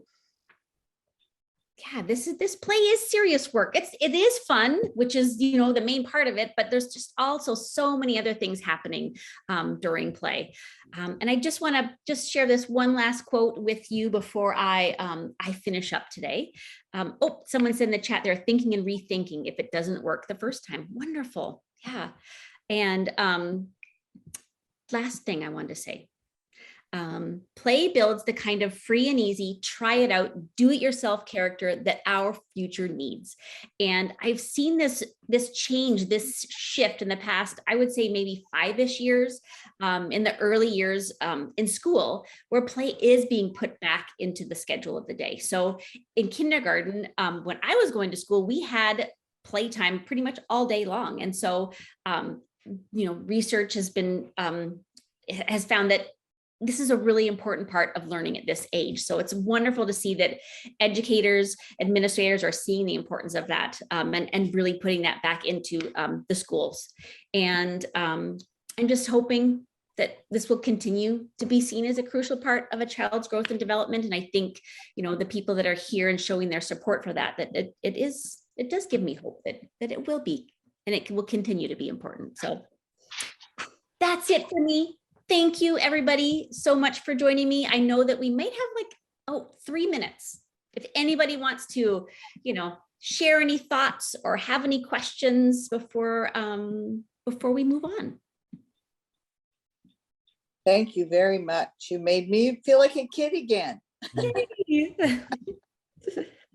I think we have to be children in order to help the children. We have to put on that same facade. Yeah. Mm-hmm. My age, my play used to be with power tools and hammers. Yeah, think of all those skills, even, as we're older, those, it's fun, but also all the learning that happens. Yeah. Sandra, I think you had your hand raised. Do you want to unmute yourself?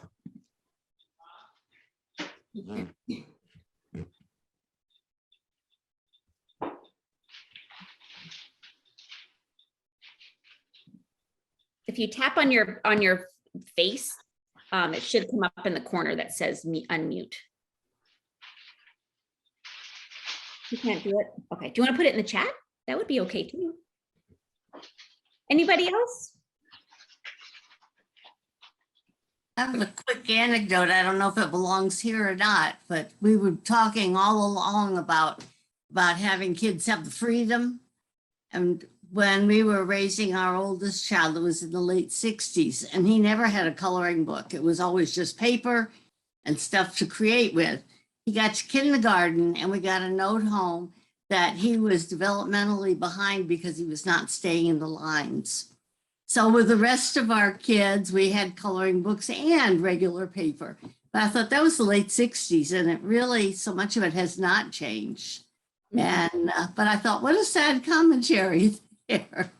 Yeah, I would think that he would be developmentally advanced because of all the freedom that he would have. Well, he wasn't staying in the lines. The crayon was running outside the lines. So I don't know, those kind of people, the best kind of people are ones that don't stay in the lines. Yeah, well, that's what we thought. Yeah. We thought we were doing right. Yes, yeah.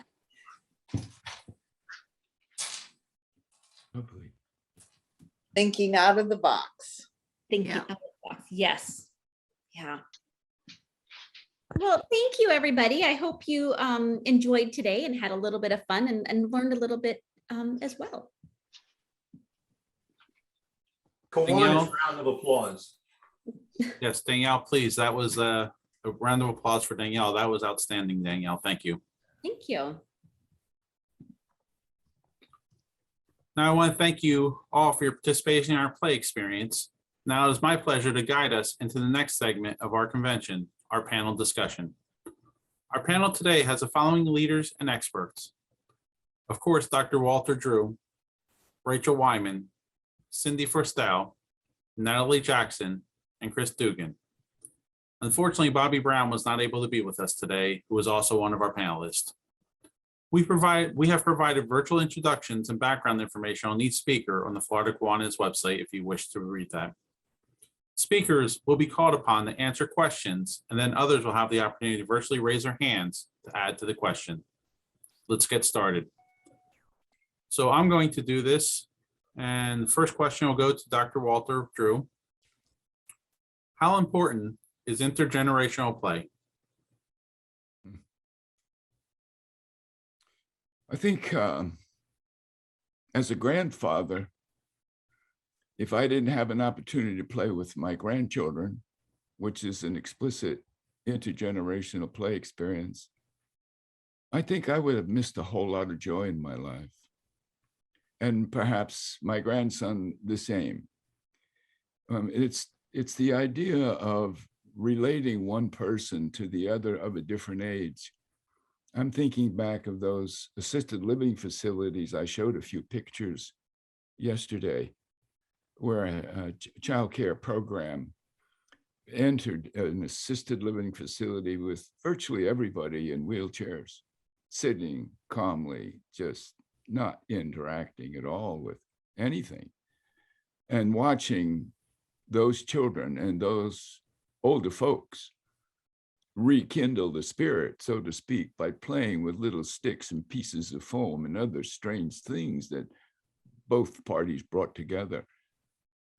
I think the key to intergenerational play is it just gets the spirit going, and it's especially important from my point of view as I get older to have an opportunity to play with younger people, not only kids, but younger men and women, to understand where we are together in this emergent society with all sorts of peculiarness.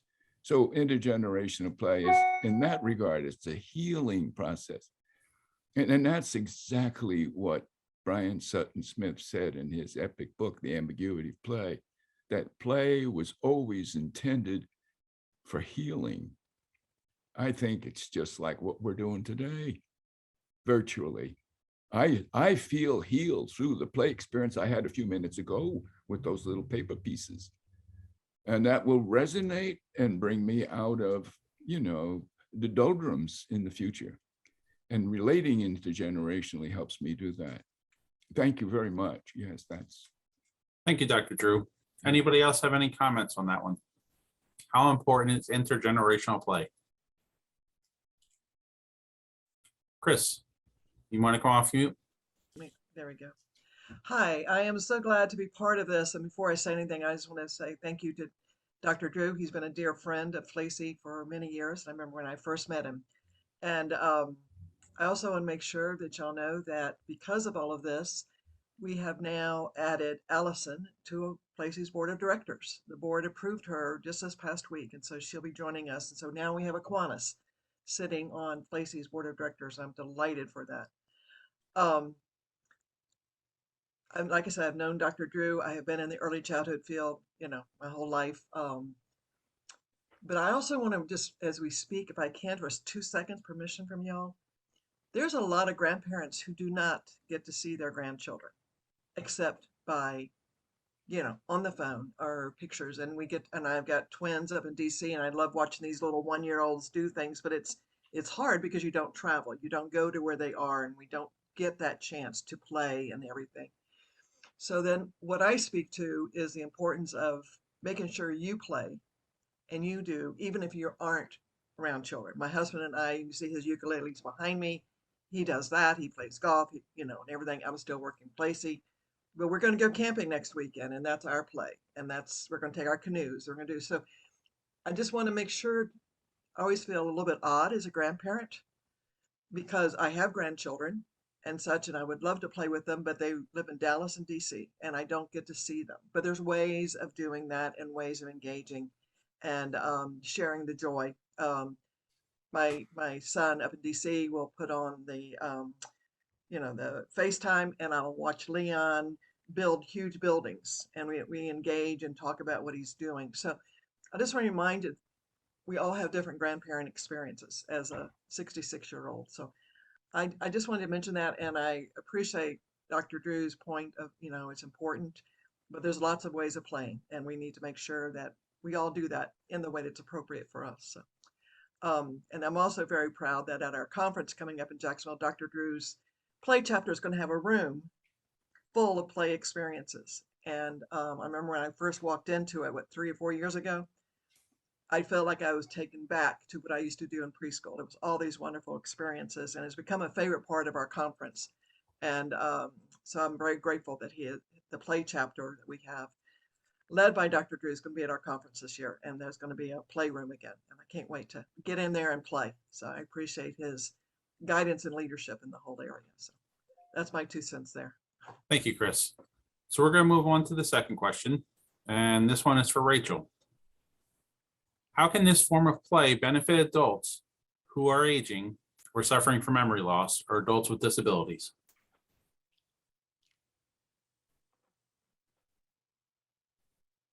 Hi, good morning. it's a great question. You know, I ran over all these questions prior.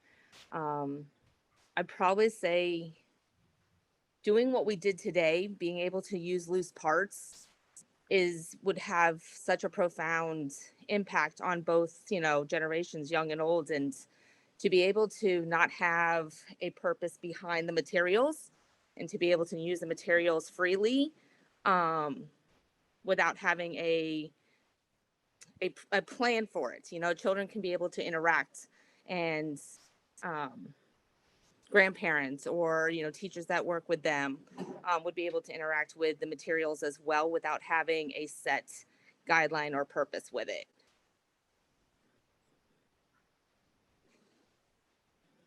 Thank you, Rachel. Is there anybody else that would like to add to that? Well, just listening to her talk about it, I know that one of the things I've always said about the process of children, I used to run a preschool that was in the Junior Museum in Tallahassee, where we had lions and tigers and bears, and we were outside and did everything. And I always had to help these families understand that it was the process was more important than the product. And I think it's the same thing for our older generation. If they're able to play with loose parts, it's not some what you create, it's the process of creating, the process of thinking about it and talking and engaging. And I think we've got to remember at whatever age you're at, the process is what's most important, and that you do it and you're thinking about it and engaging with people. So I think it's another opportunity for our elders to do that and to have a meaningful experience and exchange with them. Thank you, Chris. So moving on to the next, it'll be Cindy Forstow. If play stimulates creative energy, how does the creative energy benefit either children or adults? Morning. I think it just provides a release for creativity in both children and adults. Having attended many of Dr. Drew's workshops and observing the children playing, you can see them starting to engage, and you know, you see a release in them, like they're excited, they're benefiting from being able to think and participate in a project with others, and you can see how they're all engaging and energizing each other, and you can just see them feeling empowered. So I feel like for both the teachers and adults interacting with the children or observing the children, it also engages us in feeling their behaviors and their excitement and their creativity and their thinking. And I can assure that probably some of these children really needed this kind of outlet, because they're excited and they're happy, and they're just engaging more, whereas maybe before they were withdrawn and, you know, not feeling a part of a group. So I think play is so important, and I'd love to see more of it. Even like she said, like Chris said, as us as adults, I think we need to find our outlets in play as well. It'd be exciting to see, you know, workshops every day that people can just zoom in and participate, because some people just need that opportunity, I think. So I'm super excited about participating with Dr. Drew in the workshops in our community, and hopefully we can see more of them in the state, and helping the children and adults engage more. Thank you, Cindy. Would anybody else like to add on to that?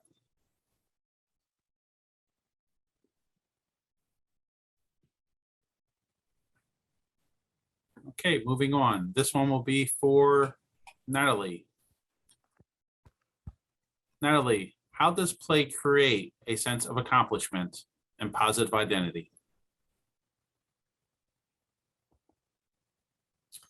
I think that really depends on us as adults and how we support play. But if we leave children to their powers and their energies, I think it builds confidence, because there's no right or wrong. If we're accepting of what they do and how they use materials, it builds their confidence. It's when we kind of interfere and put judgment on what they're doing and how they're using materials, I think you can almost see deflation sometimes in their faces. But if we can just mirror and imitate and partner with children and not always feel like we have to instruct or show them how to use or what to do with the materials, they can't be anything but confident and competent that they can create things and learn from their own actions and explorations. Thank you, Natalie. Would anybody else like to add to Natalie's comments? Yes, I would. I think I work with a preschool, and we watch kids interact and play quite a bit. And one of the things that we notice is risky play and how beneficial it is for building their confidence and allowing them to have that ample time and freedom in their play without it being interrupted or directed, and allowing that problem solving and their skills to kind of be tested and challenged, within means. And, always having a teacher close by. But I really think that builds a lot of confidence in their play and how they choose to interact with their play as well. Thank you, Rachel. Anybody else on that one?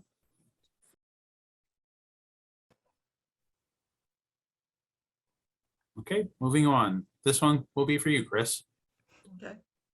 How does play benefit healthy family development? If families play together, do they stay together? Absolutely, I believe. I can think of my son in DC, and how he has engaged with his son over the past 5 years.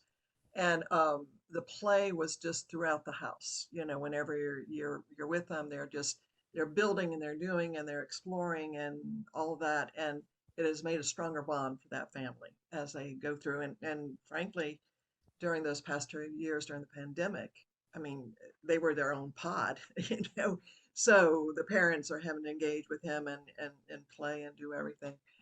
I also then go back to my experience when I ran the Junior Museum Preschool, and there you would have parents dropping their kids off, because it was not a full-time school. And so they would come in, and many times these children, they were used to block play, but they had never done messy play. They had never done the kind of play where you can have shaving cream and you're smearing it, making all sorts of designs. And so part of what I would do is try to help children move that continuum. So they had all those experiences.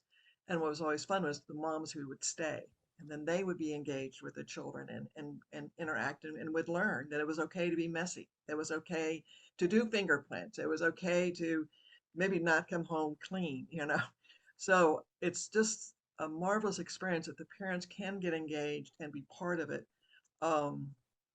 as the children are growing, because that's going to last as they get into elementary school, because they'll have those relationships and they'll be able to work together and problem solve together and look at, how do we keep learning and playing together. So absolutely.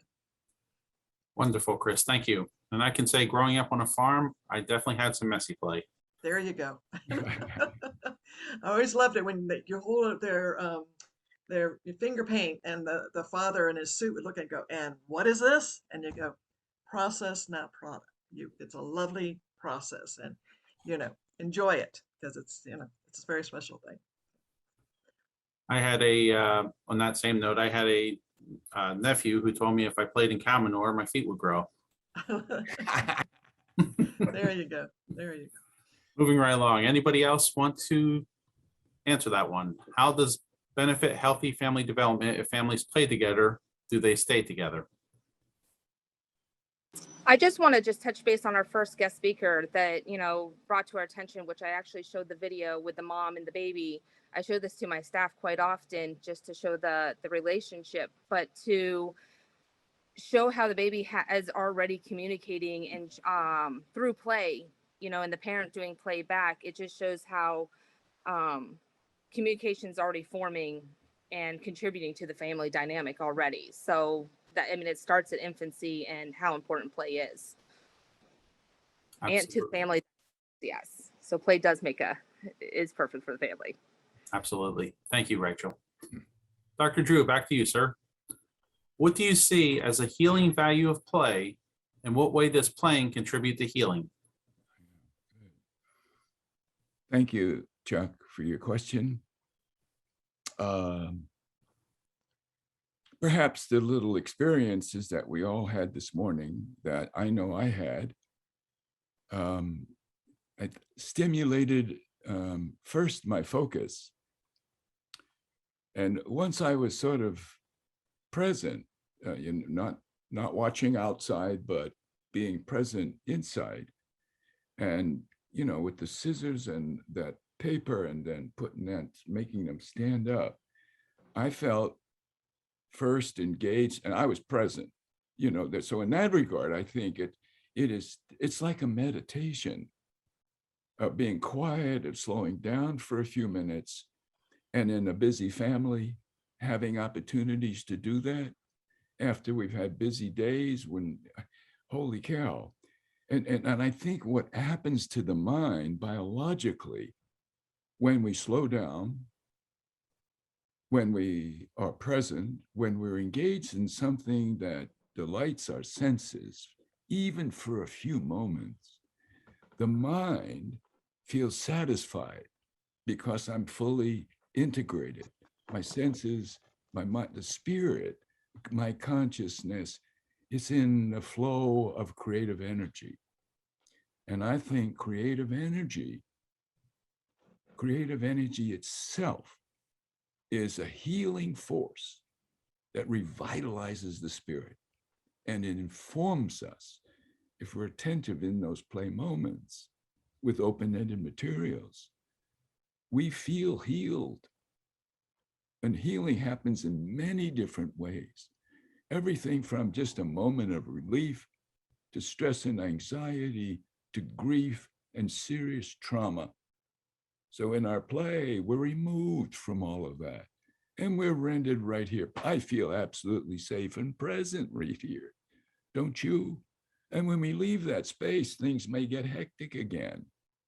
And if we can get back to this state of being, a higher functioning state of being, play is that, because it revitalizes the spirit through the creative flow of energy within us. I think that's really, in a nutshell, why it's so important for families, as well as for teachers in schools and retirement communities, et cetera, et cetera, et cetera.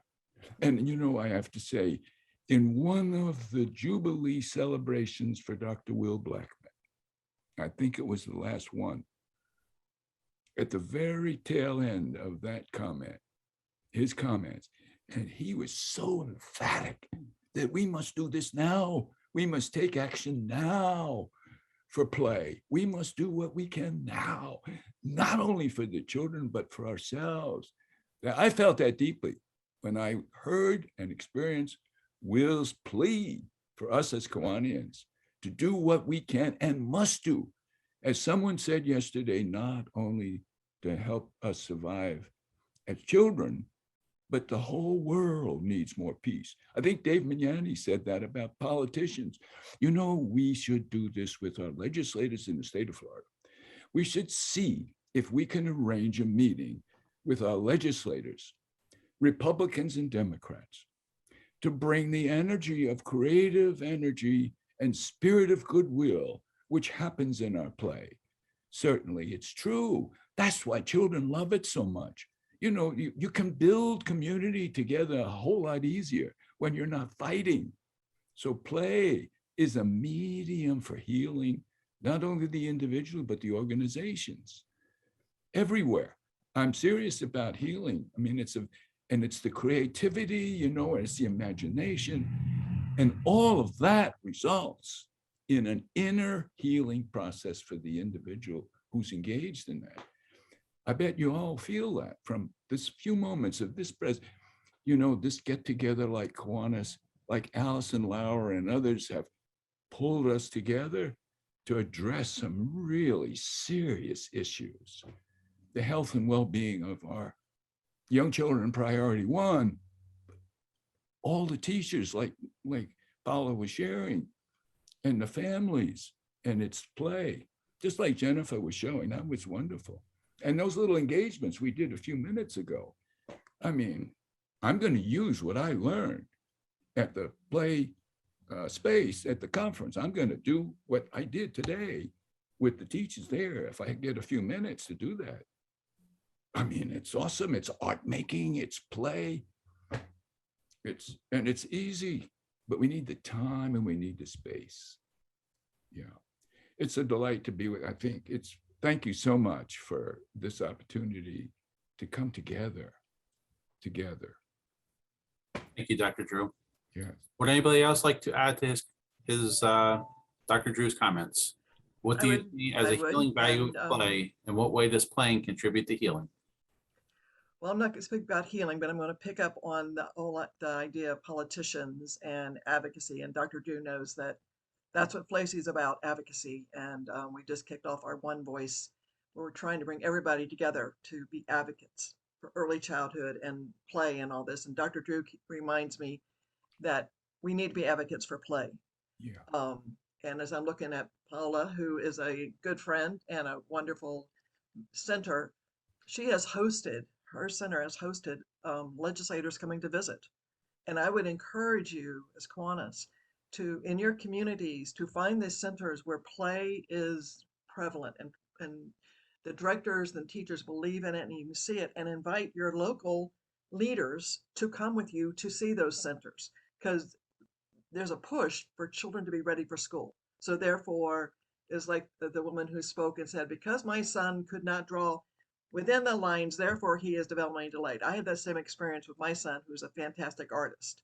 But because he wouldn't go in the lines, he was a problem. We need our legislators to understand that play is critical. So I would highly ask and encourage you to really look at an action of inviting your local politicians to come and visit some of these centers where play is there and the children are playing and the teachers are engaged with them, because it's just critically important. And I think that's a good role for Kiwanis to take that on in the communities and go visit Paola's Center and other women's, other centers where play is there, so the legislators understand how important it is. And I also want to mention, well, I've got a soapbox, if that's okay, as the exec of Flacey, our other challenge is for the teachers, because there's a lot of teachers out there who do not know how to play. And I know in my lifetime of providing training technical assistance, you go into these centers and the teachers are just standing around. They're not engaged in play. They don't know. They didn't play as children. Their parents did not teach them how to play, did not engage. And so they're not playing now. And we have to make sure we're providing resources in the community. It's important to learn how to teach children to get ready for school, but it's also important for the teachers to understand play and why play is important, to be ready for school. And parents, once again, what we know, if parents did not have someone play with them, when they were young children, they don't know how to play with their children. And it is critical that we help parents know it's okay to play with your children, and that will help them be ready for school. I mean, those are part of the things we need to help out there in the community, is to play. And parents need to understand that playing is important. It is the work of a child. That is what learning is about, is play. And we have to get that out into the community through advocacy, Dr. Drew, as you have taught me well. I have to make sure we advocate for that, because it's not what society thinks. There's a lot of people think if you don't teach them ABCs and 1, 2, 3 and blah, blah, blah, they're not gonna be ready for school. Well, what we know by developmentally appropriate is that children will be ready for school if they love learning, if they love exploring, if they love taking the time to do. That is what kindergarten teachers need for them. Yeah. And that's what we need to be helping them do. And that's what Flacey's about. We're delighted that Kiwanis is joining us, and we're joining Kiwanis, and we're going to have Kiwanis volunteers hopefully at our Jacksonville conference, because it's a great partnership. And thank you, look Chris. forward to next steps. Sorry, I have to do my soapbox, so I have people. That's okay. Moving along, and I'm going to pick on Rachel this time. Rachel, what are the healing values of recreation for people with disabilities and need for inclusive activity opportunities?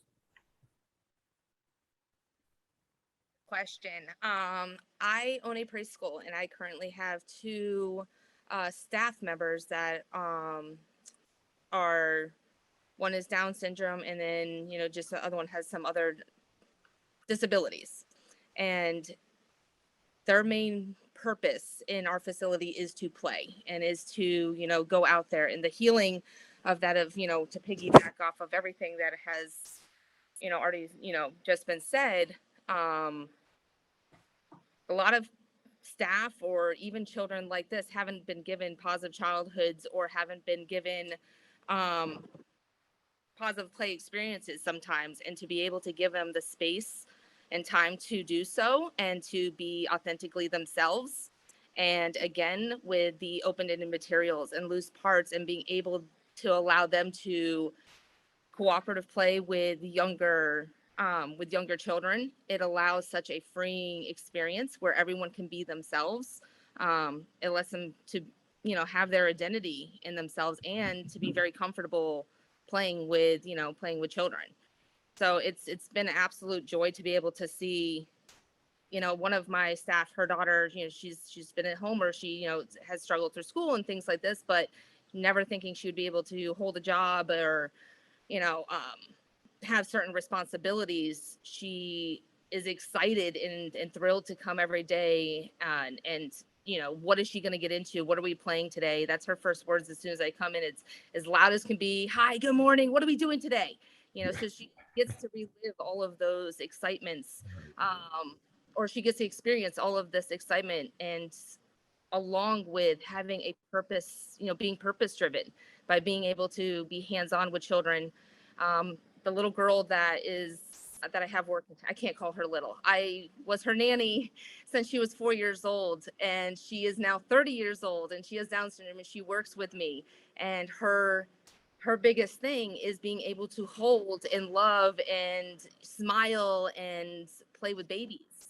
So to, you know, this woman, I should say now, because she's no longer a little girl, is so, you know, her demeanor. Her mom says, you know, when she comes in, it's just like she's just been with COVID and everything else, and not having much interaction has been extremely healing for her and for who she is, and being able to come out and just lay on floors and be silly and be comfortable being silly and not trying to be pushed into certain directions for development or things like that.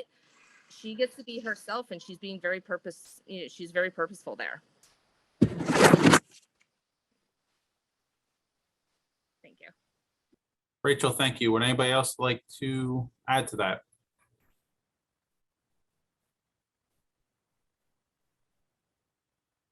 Then moving on, Cindy, how can businesses become involved in supporting play?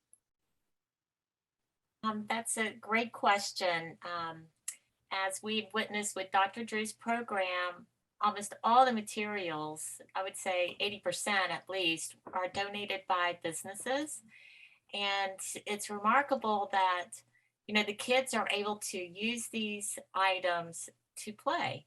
So the businesses really don't realize that things that they're discarding, throwing away, can actually be used for creativity projects for children. So it's our job really to educate the businesses, you know, to, you know, let's recycle these, let's donate them to the centers, let's find ways to contribute to the well-being of our children and our communities. And I think it's really just an educational process of getting with the businesses to educate them on what we are looking for in workshops that we can provide to our community. And I think they will all be on board. They just don't know about it yet.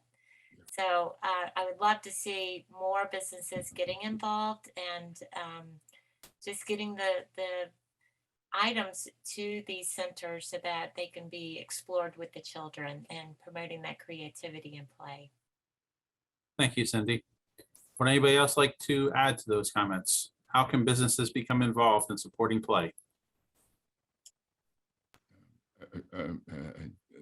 One thought, listening to Cindy, this could be a challenge to Kiwanis clubs, to members who are present today and all around our state.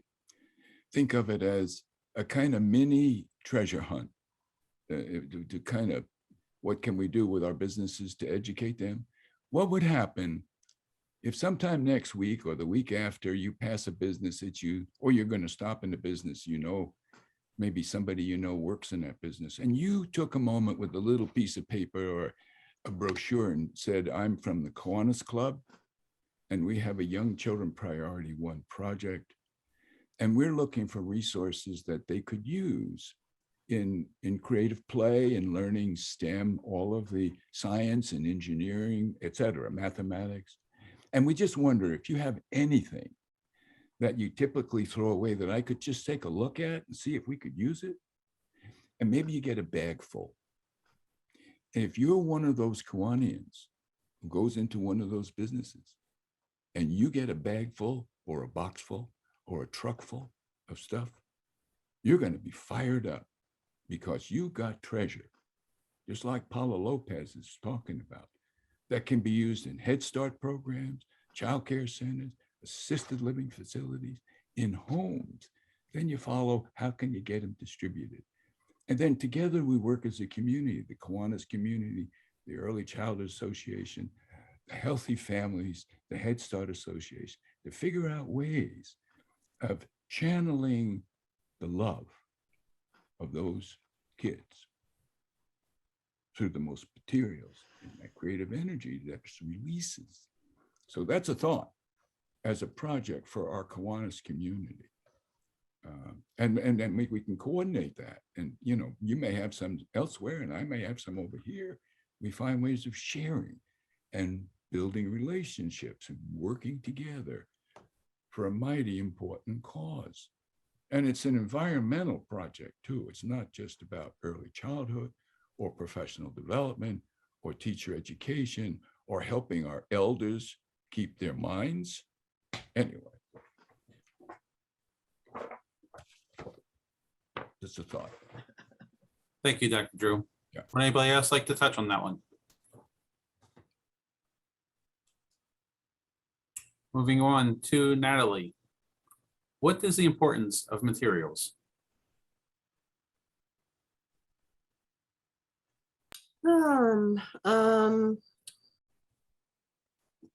Again, I think it's the kind of materials that we are providing. I just did a presentation at the International High School Conference on learning environments for infants and toddlers.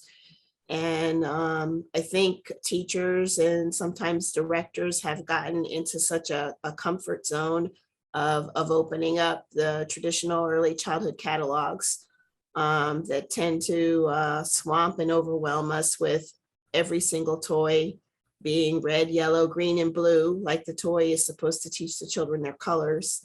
Everything is plastic, so there's no texture. And we know that young children learn best through their senses.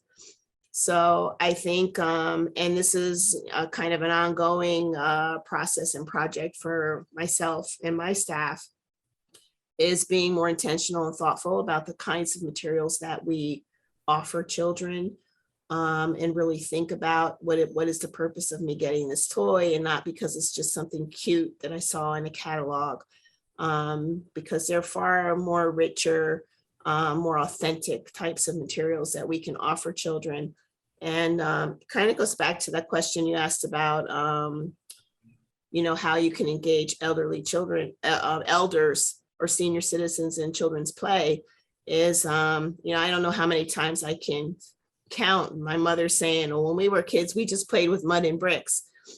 And I think that's a skill and a talent that our seniors have, is when they were little, they didn't have a whole bunch of commercialized, mass-produced toys to play with. They made their own fun with what they could access outside in their backyards or in their neighborhoods.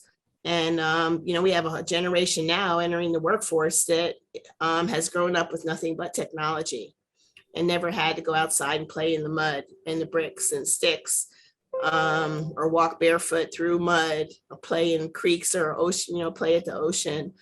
And I think that's a value that they can bring to us if you can get seniors in to your program and have those kinds of loose parts and open-ended materials, because we have a whole generation of young teachers now who may not have experienced that. And, I fear it could get lost. We have a loose parts movement now. But is that going to take traction with teachers who have never practiced and used their imagination in a way that they could use those materials in a purposeful way? Thank you, Natalie. Anybody else want to touch on that? What is the importance of materials? I think, I've had many lifetime careers. And my original degree was in special education, and I taught learning disabilities classes here in Tallahassee. And I remember we were giving an assessment to maybe a 5-year-old, and it had a picture of a bucket. And this little boy had never seen a bucket, so he could not give that word. He maybe knew it as a pail, but he did not know the word that the test required because he had not had that experience. And I think talking about your loose parts and all these different things you're talking about is the more you bring that to children, the more it expands their vocabulary, more expands their understanding and all of that. And we need to do that, because just because he didn't know it was a bucket, he thought it was a pail, that doesn't mean he wasn't ready to move on. So I love the idea of bringing the experiences, and the more materials we have with them, the more confidence they'll have in their language, and they'll be able to understand. And when they get to school, they'll be able to pass those assessments with a drawn bucket, and then they'll know what it is. So I think it's critical. I also think the whole idea of the concrete of the materials is important, because our young children are not yet abstract. They have to be able to touch, they have to be able to feel, they have to be able to smell, they have to have the texture and all those. So then when they start becoming abstract learners, they have those experiences to pull on. So the more we can get them in their classrooms and with their families. And I know PBS had a series where teaching parents that when you go to the grocery store, use that as a learning experience. This is an apple, this is red, what does this feel like? This is this, and use that as a teaching experience when you're with your children in the grocery store, because then they know what it is when they come to the classroom. So just a little, diversion back into education. Thank you, Chris. Yeah. So Chris, we're going to do this question to you, which kind of is a play off of the last question, but why are open-ended materials important in play? Well, I'll just continue that conversation. If talking about, and I remember when I grew up in Jacksonville, and my mother was great for just kicking us all out of the house and shutting the door and say, go entertain yourself. So that meant we went to the woods. That meant we went to the pond. That meant we went through the swamp. That meant we found sand, and we hid marbles, and we had a whole treasure hunt, and we did all of those things. And children aren't doing that. The children are in their house and they're doing their games. So those open-ended materials allow these children, their minds to develop. They have cause and effect. If I splash pebbles in the water over here, I'm gonna get my shirt wet. Look at that. I cause and effect. I made that splash. They understand that. So when the science concepts come, or the reading come, they'll have had those experiences. And that's critical for children to be able to understand when they get around to reading and doing math and everything. And going back to the Junior Museum Preschool, we would have those open-ended materials, and what I would start with in dramatic play, I would have the dresses or whatever. By the end of the day, many times we'll be out there in the sandbox, where they would be doing things in the sandbox of all that, because their minds went that way and they thought that way. So it just gives them a chance to do that analysis. It gives them a chance to talk the language, to talk the words. It gives them a chance to have cause and effect. All those learning processes we want them to go through. If they have open-ended play, then they can develop that. So it is but I also want to say, with all the pressure teachers feel of having kids ready for school, it's a fine line. We got to have the open-ended play, but they also have to have the technology experiences, because if they get into the pre-K and they are supposed to take a test, but they don't even know how to move their mouse, it's going to be a problem. So teachers are having to balance that. And I do want to respect that. But absolutely, open-ended materials are critical for children's learning. Thank you, Chris. What I'm going to do now with the last question is open it up to all the panelists. I'm giving you 1.5 to 2 minutes all. I will cut you off. So I'm going to start with Chris. I'm going backwards this time, and then I'll with be Dr. quick, Drew. I promise. I The promise. Toyota. Do you have an illustration of quality play, or have you been presented with one? Your 2 minutes is on. Now, yes. I mean, I think the quality play experience I've been presented with was the play chapters playroom at our conference. Absolutely. When I walked in there and I saw all the stations they had set up and all the teachers sat down and they engaged with each other at every play station going around the room, that was one of the richest play experiences I'd ever seen. And I know those teachers took that back to their classrooms and did it with their children. So I thank Dr. Drew for pulling that together and look forward to this one coming up. Thank you, Chris. Natalie. Yes, every year we do a cardboard challenge, and we involve the staff and all of our families. And they have to create something fun to use with their children, only using cardboard, tape, and glue, and recycled materials. We do that every year, and parents bring it in. During COVID, we had parents, we provided cardboard for parents to pick up at school. And then they were able to build at home and take pictures and send us to what they did at home. And then typically we have a big training center. So we allow families to come in and work on projects there. And a couple of years, we've had them take over our entire training center with things that they've built for the children to play with. Thank you, Natalie. And moving on to Cindy. Yes, recently, Dr. Drew conducted a workshop for the foundation trustees, and it was really interesting to just do something with these open-ended projects, these things that we had. It was sticks, it was stones, it was blocks, it was paper, it was ribbon, it was all these things, and it just really opened up possibilities. Like the possibilities of doing something with these items was unlimited. And it was really up to us individually to use our imagination, use our creativity and problem solving skills to put something together, like to make something. Like, what in the world are we going to make with this stuff? It was just such a wonderful experience. And the things that came out of that workshop were amazing. I mean, each individual had their own, we all had the same kind of materials, but every individual had made something different. So it was really creative. It really made you engage your problem solving and skills and creativity, because you had to use your mind to think about, what am I going to make?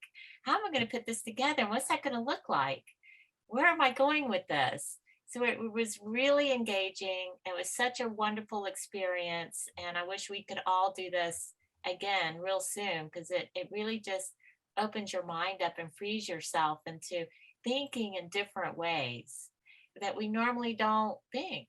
You know, the creativity, the possibilities, we're engaging different parts of our brain that we don't normally use. So it was really a great experience, and I hope that we get to do it again. Thank you, Cindy. Rachel. Absolutely. So I have this on my website as well, a blog that was written that's called Play Residue. And I do this with my staff quite a bit, especially when things become messy play. So it's one of my favorite things to capture. So illustration wise, it's something I show my staff is after we do a provocation, just to give an example, our mud table, just clippings of flowers and water, and they have the free range of making their own mud and making their own things. But after that hour, 2 hours of play in that area, to go back prior to cleanup or straightening up or whatever it may be, to capture the image of what's left behind, I think is so important, so that we could actually dissect the mess, I call it. It's the play residue, the things that are left behind, so we can kind of take that opportunity to learn from it, to what they used, how they use the materials, and kind of gives us all the opportunity to go back and reflect on. I think it's really important for us to always have that time of reflection so we can see the quality that we are able to give the children in our care. We can really go back and say, no, I really saw them do this. How can we expand on this or challenge them the next time? So with play, I think being able to be reflective on what I call play residue and what's the material or what is left behind, especially when using loose parts, I think is very beneficial as well. Thank you. Thank you, Rachel. Wonderful. And last but not least, Dr. Drew. I'm setting my clock for 1 minute. I will give you 2 if you need it. Okay, thank you. I'm sure we've all had many wonderful moments. I just want to say how much I enjoyed the moment I had here today. That little discovery thing has made an impression on me, and I'm going to use it. So I want to say thank you. I want to say thank you especially to Allison Lauer, who worked mighty hard to pull us all together. I'm guessing we all realize doing this is not easy, and we feel grateful. So thank you, Allison, and all the board and the trustees and the colleagues who came upon as presenters and panelists, all of us. Thank you to every single person who's present today and tomorrow. It was a great play experience for me. Thank you. Thank you, Dr. Drew. And thank you to all of our panelists. Once again, please give all of our speakers and panelists a round of applause, because they certainly all deserve it. Thank you to our outstanding panelists for their time today and their dedication, not only to our current generation, but our future generations. And as the quote goes, children may only be 30% of our population, but they're 100% of our future, and we need to take care of them. As this concludes our Play with Purpose virtual convention, we want to take a moment to thank again all of our speakers and panelists from both days. Also, thank you to all the volunteers and organizers who made this event possible. We look forward to sharing the recording of this event. It'll be made available at the end of this month on the Florida Kiwanis Foundation website and social media outlets after the convention. Also, thank you for the many great questions throughout today and the learning experience. Our team will review them and ensure you are contacted shortly if there is any unanswered questions. For those that are interested in learning more about grant opportunities or giving to the Florida Foundation, please message us in the chat or afterwards. It'd be a pleasure to speak to you. Again, a special thanks to our partners for making this event possible. Institution of Self-Active Education, 0 to 3, Healthy Families, the Ounce of Prevention Fund, Florida Association for Education of Young Children, Resource Depot, Kids at Play, Kinderoo, Head Start, and the Reusable Resources Adventure Center. As this convention is a collaborative effort of organizations nationally, we like to mobilize and provide tools for all to embrace play. From today's speaker and panelists, we have learned so much, and we have been reminded of the importance and the confidence that play sparks in all of us. We would like to recommend suggestions for participation, including individuals, corporations, small businesses, educators, and Kiwanians to get involved on a local level. First, play experiences can be organized and orchestrated for children and adults in your local area. It'd be our pleasure to connect with you with reusable resources, play guides, videos, and more for your successful event. Secondly, we need to continue this conversation beyond today. We invite you to connect with our speakers, panelists, and partners. For Kiwanis members and leaders, we'd love to connect you with them and have them speak at your meetings to showcase ways you can get involved. After participating in today's events, ideas may have been sparked by activities that you can do locally. If this is the case and you need assistance in finding a local need or school, again, message us to help you locate one. Today, we learned about the invaluable resources of reusable items. The Florida Kiwanis Foundation can provide flyers, educational materials, and videos about the importance of these items to children and classrooms. We would like to encourage every Kiwanian to reach out to local businesses to learn what they may discard as trash, which could be a treasure to a child or that classroom. Please let us help you on that journey. Finally, the Florida Kiwanis Foundation is dedicated to continue to improve the lives of children and family. This is possible through the generosity of individuals, clubs nationwide. Giving to the foundation will continue our important work.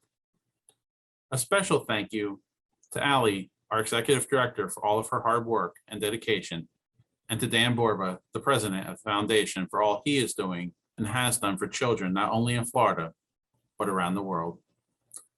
We will continue to offer more to mobilize this group to create more changes and help our future leaders.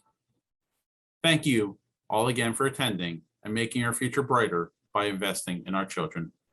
Thank you.